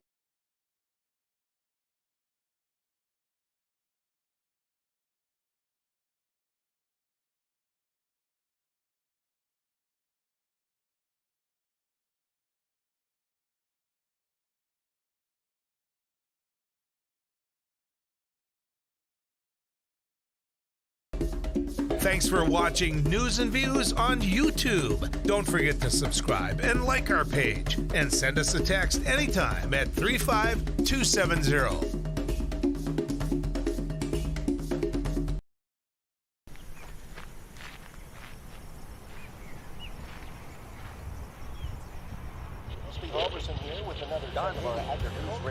Hey, this is Abby Miller with the Derek Mighty Hansen, 790. Couch Potato Radio. Did you see that? It Takes Two. Doug Miller with the morning crew this morning. News Radio. Amy Eiler with It Takes Two. This is Jack Michaels, Voices Forces. Too tall, Joel Heitkamp here on the Mighty Sarah Heinrich. Tyler Access, your home. The Mighty 790 and 104.7 FM KFGO. The names you know, the voice.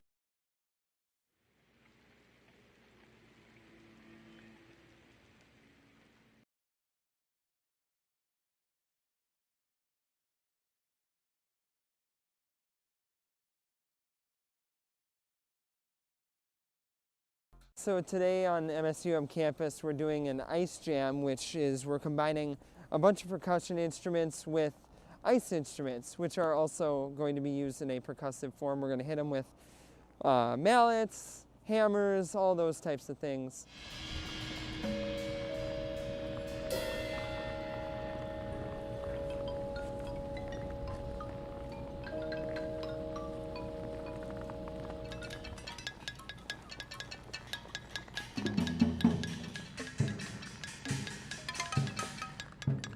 Today is all improv, so we're all just kind of working with ideas that we just kind of think of as we go, and we kind of play off each other, and it's fun to collaborate, but also have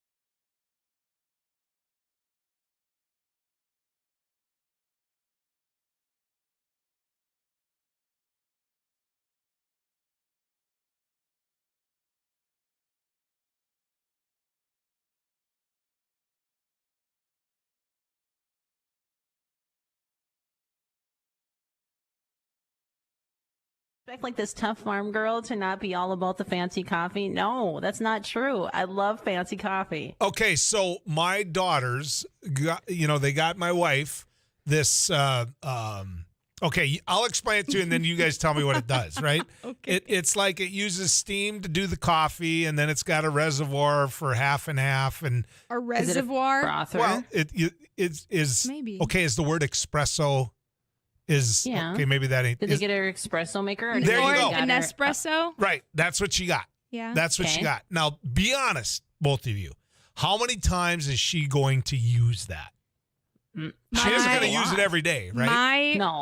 My roommate has one. I think it's an espresso machine, and she uses it frequently. My point, I'm going to Sarah- say the cups are not as cost efficient as Keurigs. Okay, but my point. Yep. My point in raising this question, Sarah, is this: you're raising 3 boys there, which means you're Correct. raising 4 with that husband, right? Right. Correct. There- Absolutely. there's only so much room on the countertop. Yeah. Agreed? Yeah. And my Keurig ain't going away. Like it is staying there. But she's got a carry. She's got that. You don't have So any now- kids at home. What now are you, there's what are an you ex- using your complaining about? Yeah, what are you using your counter for? She took one of my spots that I would put things. What would you put there? I feel like you're bringing up this conversation with the wrong people. Yeah, You no, think? we're not Clearly, going to take your I side. like good coffee, and Do so you I'm going to think? be like, make room for that. You know, if I told you what was there, I'd feel like that poor guy that stopped in the truck stop. So I'm not going to say it. Yeah.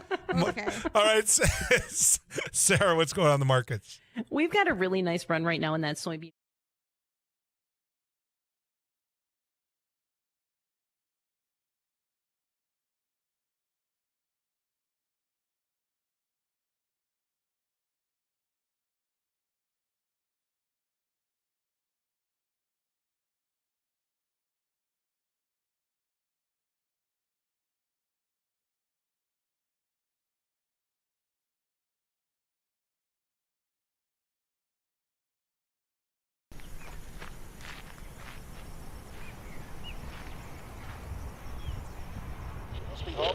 with another News Radio. Hey, this is Abby Miller with the Derek Mighty Hansen, Couch 790. Potato Radio. Did you see that? From It Takes Two. Doug Miller with the morning crew this morning. Jerkins News Radio. Katie Eiler with It Takes Two. This is Jack Michaels, Voices Forces. Too tall, Joel Heitkamp here on the Mighty Sarah Heinrich. Tyler Axis, your host. The Mighty 790 and 104.7 FM KFGO. The names you know, the voice.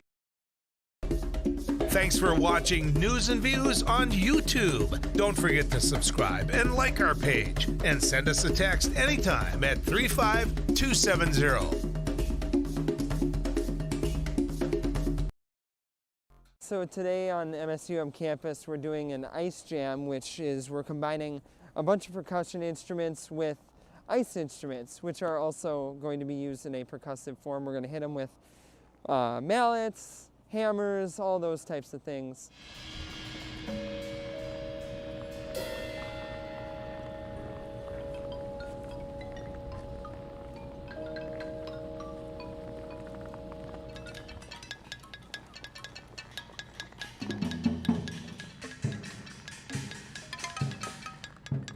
Today is all improv, so we're all just kind of working with ideas that we just kind of think of as we go, and we kind of play off each other, and it's fun to collaborate, but also have.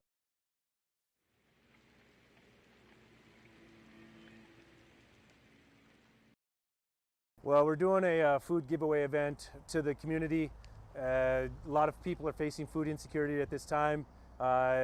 As we can tell, we had to start about an hour early because we just had so many people lined up. So as people come up and they need whatever they need, volunteers are taking care of it. It's all contactless, so nobody has to get out, and just making sure whatever the greatest need. We're just getting the greatest good. When we're going until the food is out. As people are coming in, if they need 2 boxes and 2 gallons of milk, that's what we're giving. We don't want to leave anybody out. I was in the hospital, and I saw a flyer on the wall. And all the nurses were talking about taking people down there to get food and stuff.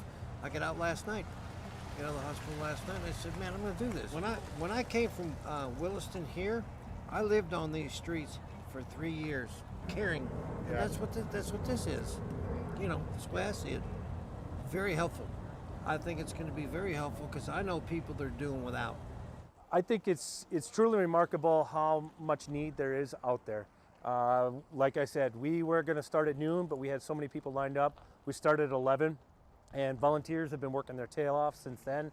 I'm thankful for that. I think this shows that there is some huge needs in the community, and we got some.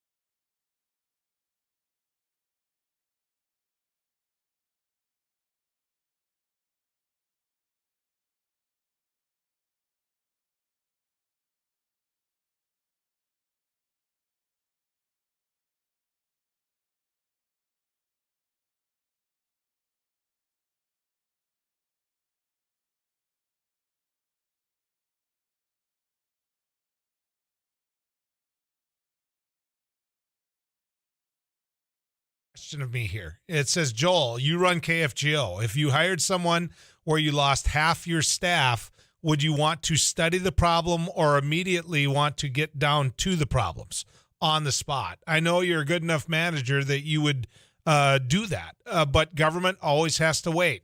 I never could understand that. Hurry up and wait.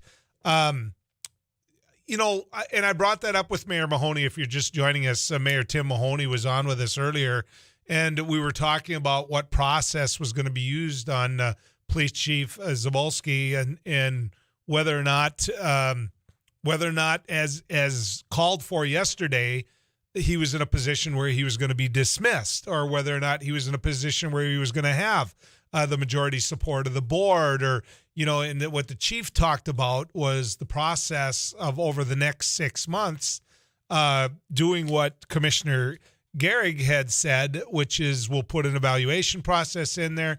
And you got to remember, Commissioner Gehrig is military. So he works, he's a pilot in the United States Air Force. And so he put this, that in place. And basically these are benchmarks. Now, the big difference here is this controversy is there, and it's going to be there through this mayoral race. And to me, I don't think it's unfair for the chief, if there's a problem here, to get it dealt with right away.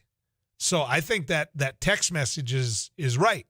Get it dealt with. If it isn't going to work, if people are leaving, the key to all of this, the controversy that's going on, is those individuals that know something about it, they're as close to it as you can be, that are wearing uniforms. You need to talk to these guys. It doesn't mean they're going to put your name front and center. And if you think they will, if you think that individual will, don't talk to them. Don't talk to them, because you deserve that peace of mind.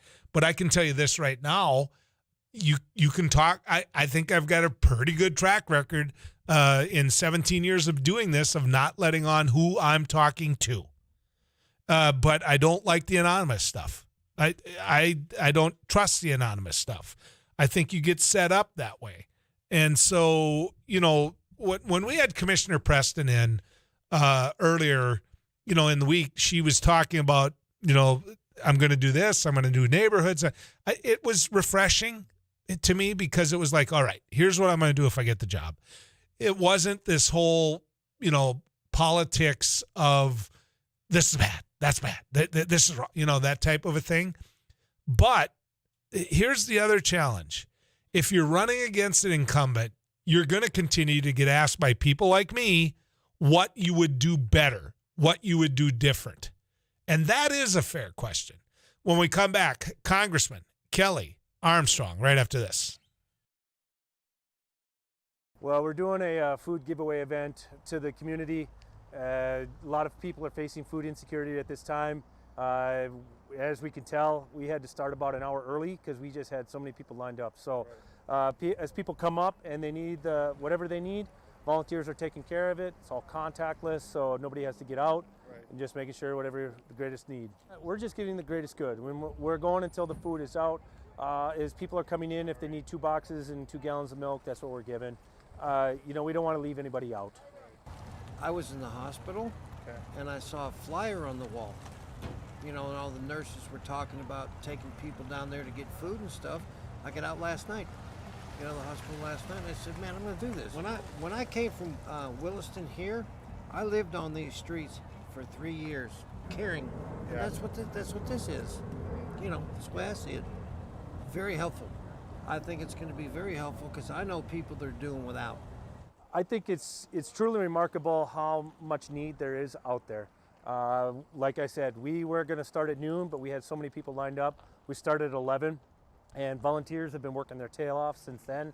I'm thankful for that. I think this shows that there is some huge needs in the community, and we got some.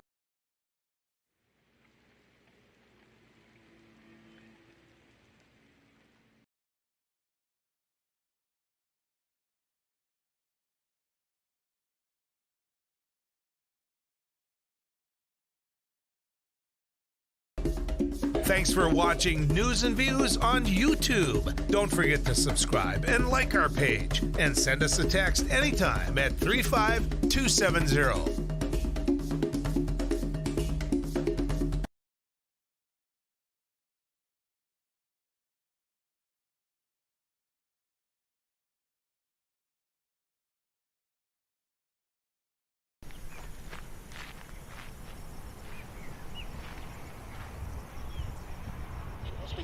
Here with another News Radio. Hey, this is Abby Miller with the Derek Hansen, Couch Potato Radio. Did you see that? It Takes Two. Doug Miller with the morning crew this morning.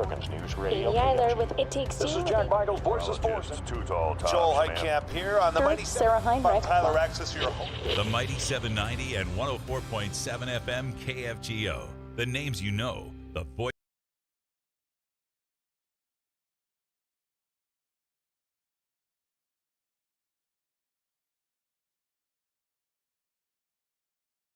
So today on MSUM campus, we're doing an ice jam, which is we're combining a bunch of percussion instruments with ice instruments, which are also going to be used in a percussive form. We're going to hit them with mallets, hammers, all those types of things.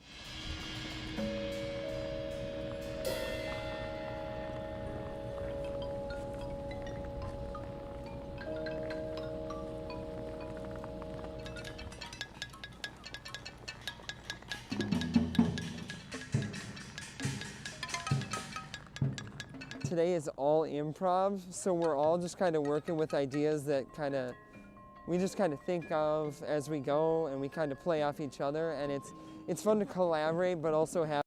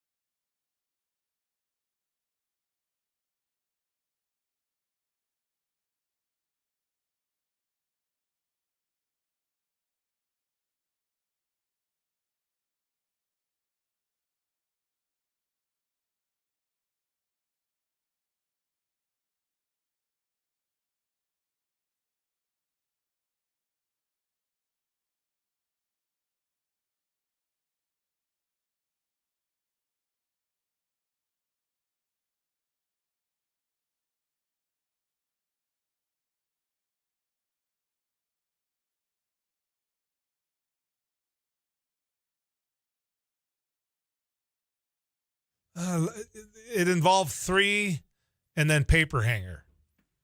I don't follow I'll you. tell you it off air. But there's a whole lot of guys in tractors right now doing chores. Go, I know what he was going to say. And there's a whole lot of ladies sitting there going, I know what he was going to say. You know, good thing for him he didn't say it. There. I think we got him, right? All right. You know, Congressman Kelly Armstrong joins us right now. Congressman, good to have you back on News and Views. How are you, Joel? You know, both of us very busy, but that's a good thing in the winter, right? Let's get this winter done. Yeah, we're actually not that busy this week out here, which is a little interesting. Okay, well, that's good to hear. You're able to. What is it like out there now? Can you bring constituents into your office? I mean, COVID protocol. How does this work?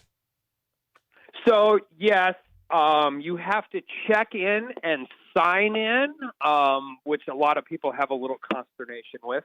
We actually just had the sergeant at arms and stuff.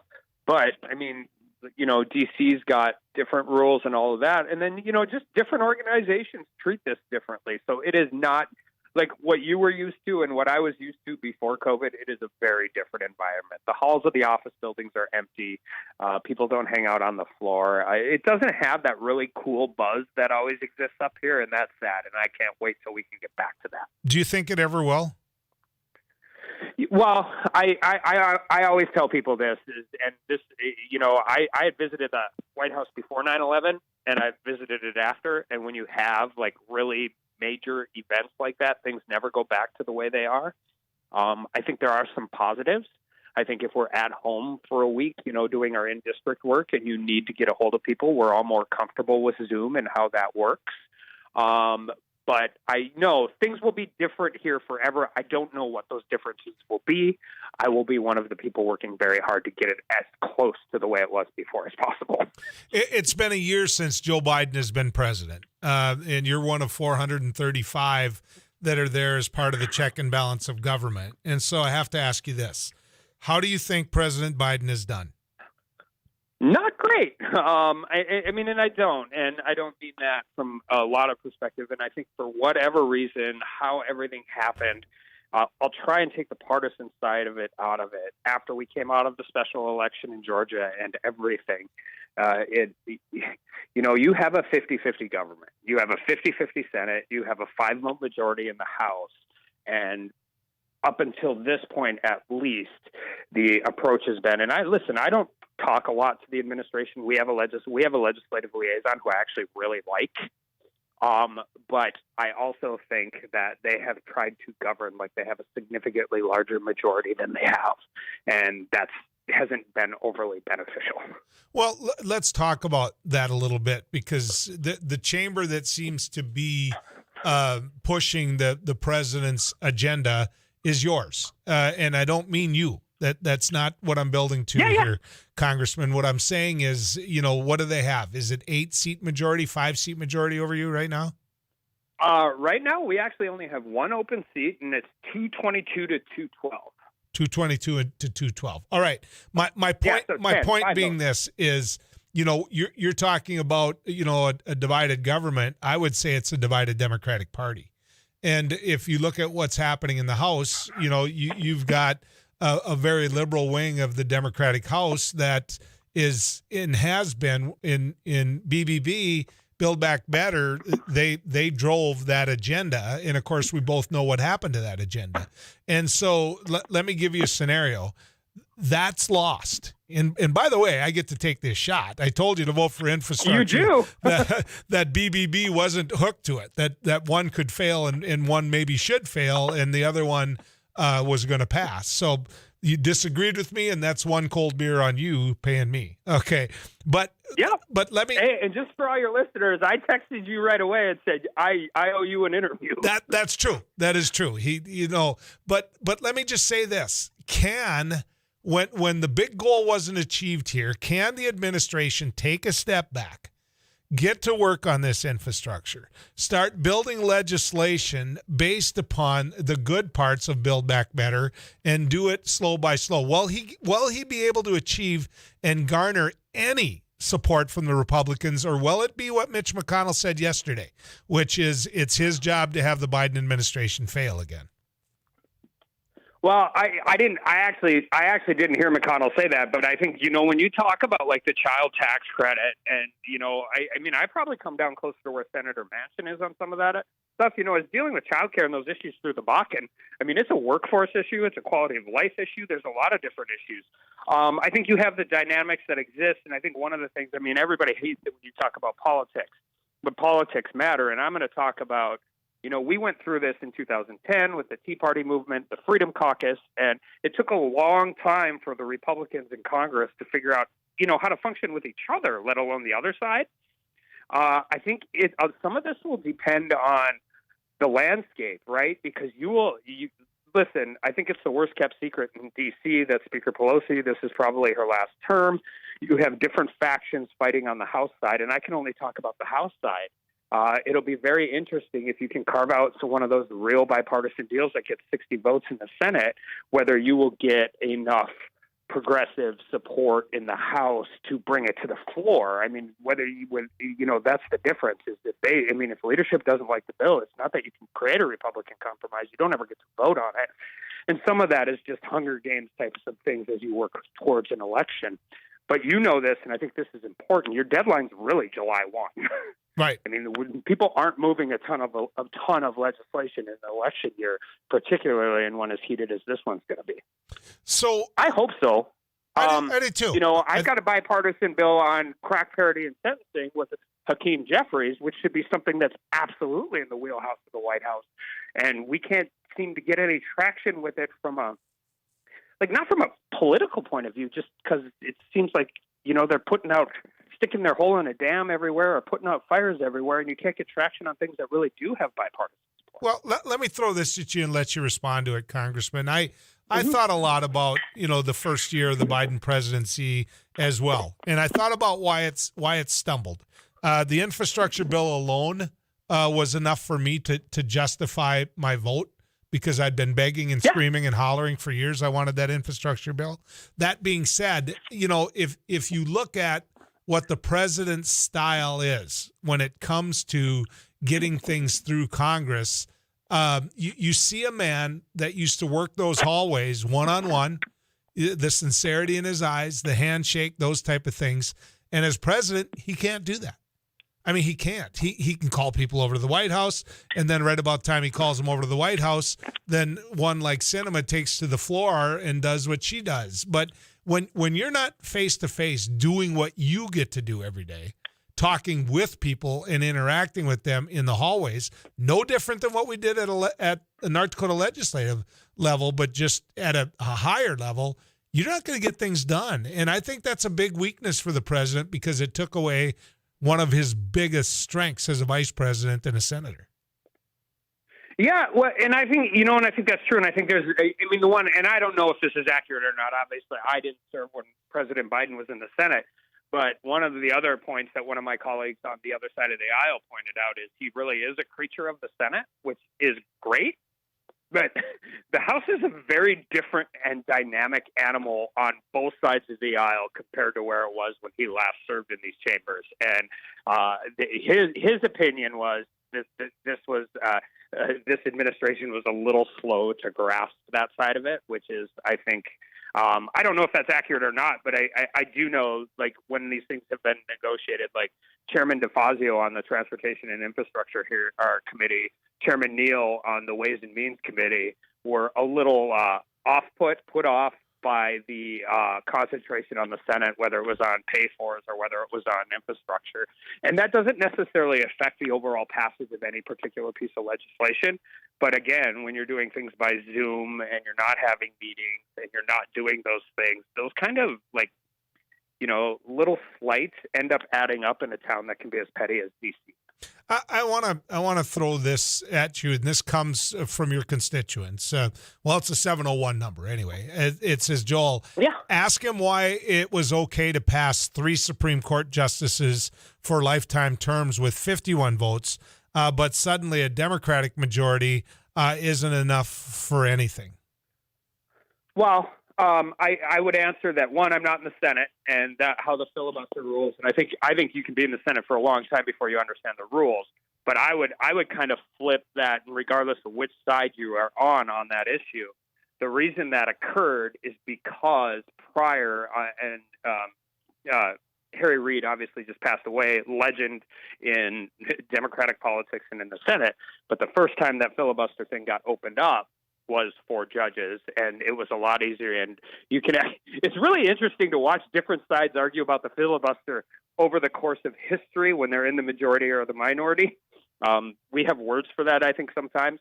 But that's how that ended up occurring, is because they used what they call the nuclear option on appointing federal judges, and then turnabout is fair play, which is then they used it for appointing Supreme Court justices. And every single time you do a carve out of the filibuster, then they just keep existing and keep existing. But the argument Congressman, is simply, I've got to throw this at you. For the better part of a year, Merrick Garland was waiting for even a hearing. I mean, for the better part of a year. So to sit there and ram someone through in a couple weeks when for a year you said, look, it's an election year through your party, through Mitch McConnell, and so this will get solved. And then when you have an election year vis-a-vis, the Biden-Trump, all of a sudden it gets slammed through in a couple weeks. Now, how are people supposed to look at that when Barrett got put through, and I would say rammed through, and Garland waited for the better part of a year? Why would we take your party serious about their rules on the filibuster? Well, I think the answer is a lot of it depends who's in the majority in the Senate. I mean, that's the answer. That's the truth. And anybody who says that's not the truth is not being honest. and I mean, and that's just the truth. And if you have these horrible, I mean, as partisan as things are, and the guy trying to appoint a judge is in a different party than the guy that's in the Senate, you're going to have different issues than if you were in the same party. And that's, again, people hate beginning and end with politics, but that's part of the political game right now. You know, he's making himself available at least once a month to us for these type of comments, questions. You can always text us at iConsultants of North Dakota. A number of questions here. Congressman, hang with me. I'm going to go get people their weather, and we'll come back and get to some of these. Let's get to the weather cave, to Too Tall Tom.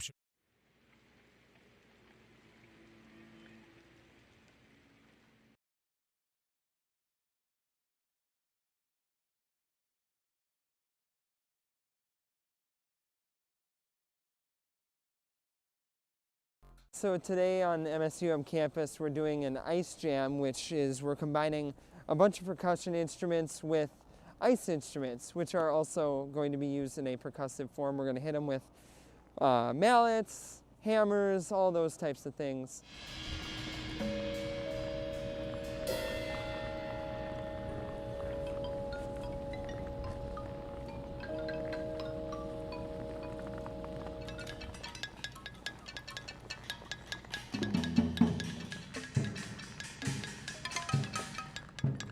Today is all improv, so we're all just kind of working with ideas that we just kind of think of as we go, and we kind of play off each other, and it's fun to collaborate, but also have.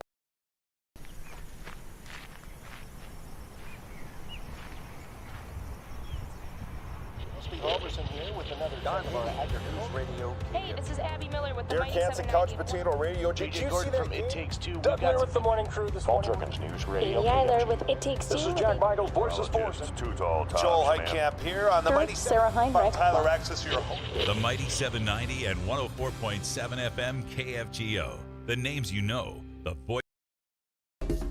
Thanks for watching News and Views on YouTube. Don't forget to subscribe and like our page, and send us a text anytime at 35270.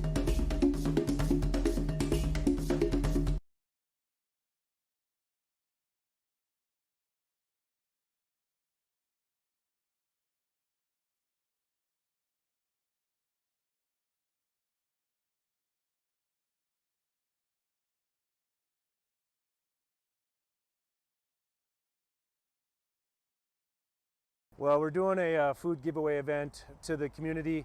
A lot of people are facing food insecurity at this time. As we can tell, we had to start about an hour early because we just had so many people lined up. So as people come up and they need whatever they need, volunteers are taking care of it. It's all contactless, so nobody has to get out, and just making sure whatever the greatest need. We're just getting the greatest good. We're going until the food is out. As people are coming in, if they need 2 boxes and 2 gallons of milk, that's what we're giving. We don't want to leave anybody out. I was in the hospital, and I saw a flyer on the wall. And all the nurses were talking about taking people down there to get food and stuff. I got out last night. Got out of the hospital last night, and I said, man, I'm going to do this. When I came from Williston here, I lived on these streets for 3 years, caring. And that's what this is. That's the way I see it. Very helpful. I think it's going to be very helpful because I know people that are doing without. I think it's truly remarkable how much need there is out there. Like I said, we were going to start at noon, but we had so many people lined up. We started at 11, and volunteers have been working their tail off since then. I'm thankful for that. I think this shows that there is some huge needs in the community, and we got some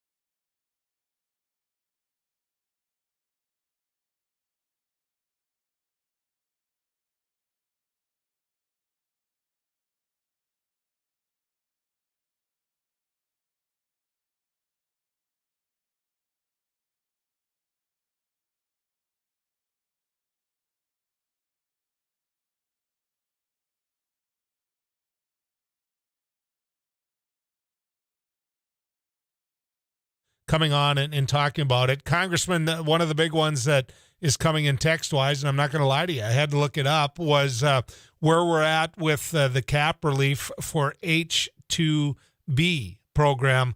Companies in North Dakota are really struggling. Tell people first off what it is and where we're at with it. So it's foreign farm labor, H-2B visas, and there's some different issues going on around with that we actually support, trying to either switch the caps from country to country. But one of the real issues, particularly with South Africa, isn't that the program has changed at all, but it's because of Omicron. There's a lot of work you can do by telework in the federal government, but people weren't actually in the consulate in South Africa. And that has really, really caused problems. So I would say it is one of the biggest questions we get in our office. If you have questions, please call our Fargo or our Bismarck office. Ask for Mary or Pam. We work on this all the time, and we want to do everything we can to help you navigate it. And we'll probably comment on that another day. We're short time here with the congressman. But, Congressman, I also have to ask you this. What do you, because to me, when I look outside looking in, I look at obstructionists, I look at people that if a Democrat says it, it's wrong. So what do you stand for? I mean, what do you stand for, knowing that for now you're in the minority? Yeah, well, I mean, I'll tell you, the short version is allowing North Dakotans to make North Dakota decisions. So that's just it. We had a hearing on pipelines yesterday. You and I actually agree a lot of the time on pipelines, on elections, on a lot of those different things. We have a real problem getting infrastructure in the ground in this country, and it doesn't matter what kind of infrastructure it is. And that is really going to come home. And it's something that doesn't get Twitter likes and all of those different issues. So that is an issue I work on all the time. From the bipartisan standpoint, what I work on as much as I possibly can is criminal justice reform and dealing with those issues. And it's given me the opportunity to build relationships on both sides of the aisle. There's several times already this Congress where I've been the only Republican on letters or on pieces of legislation. And I'm comfortable being there because I think those are issues that in a divided Congress, we really can work forward. And there are not a lot of things you do where you actually change people's lives immediately. And in some of these, you can do that. So right now, the down and dirty is figuring out a way where we can streamline infrastructure projects. I don't care if it's a power line from a wind turbine or if it's a pipeline from a natural gas facility, because where we produce this stuff and where we need the energy is not the same spot, and we're really, really falling behind there. Congressman, are you running again? Are you going to seek re-election? I am. Okay. I finally know I finally know my way around these four buildings. I think I should stay one more term if people in North Dakota will have me. Congressman Armstrong, looking forward to speaking to you again soon. Yeah, absolutely. Thanks, Joel. You bet. Congressman Kelly Armstrong. Busy day here again today. Tomorrow, what day is tomorrow, Em? I forget. It is Friday. All right, it is Friday, and we'll get a chance to maybe give you a chance to just speak to all the things that we talked about today and the rest of the week. So until then, good riding with you, folks.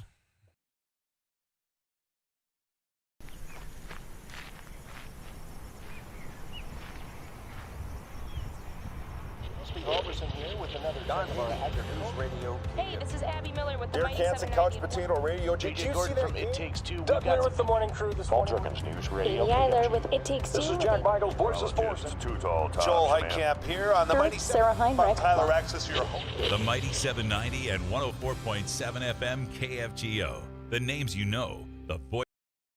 Well, we're doing a food giveaway event to the community. A lot of people are facing food insecurity at this time. As we can tell, we had to start about an hour early because we just had so many people lined up. So as people come up and they need whatever they need, volunteers are taking care of it. It's all contactless, so nobody has to get out, and just making sure whatever the greatest need. We're just getting the greatest good. We're going until the food is out. As people are coming in, if they need 2 boxes and 2 gallons of milk, that's what we're giving. We don't want to leave anybody out. I was in the hospital, and I saw a flyer on the wall. And all the nurses were talking about taking people down there to get food and stuff. I got out last night, the hospital last night, and I said, man, I'm going to do this. When I came from Williston here, I lived on these streets for 3 years, caring. And that's what this is. That's the way I see it. Very helpful.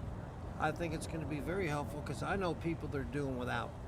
I think it's truly remarkable how much need there is out there. Like I said, we were going to start at noon, but we had so many people lined up. We started at 11, and volunteers have been working their tail off since then. I'm thankful for that. I think this shows that there is some huge needs in the community, and we got some. So today on MSUM campus, we're doing an ice jam, which is we're combining a bunch of percussion instruments with ice instruments, which are also going to be used in a percussive form. We're going to hit them with mallets, hammers, all those types of things.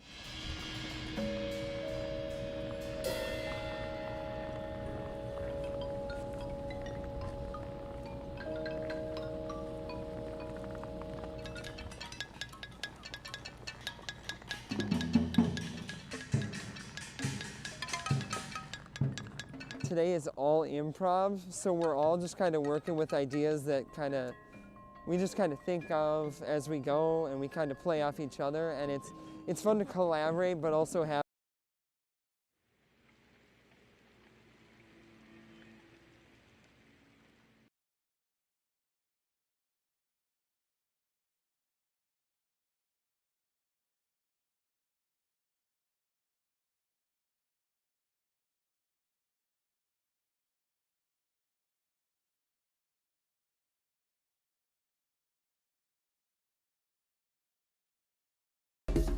Thanks for watching News and Views on YouTube. Don't forget to subscribe and like our page, and send us a text anytime at 35270.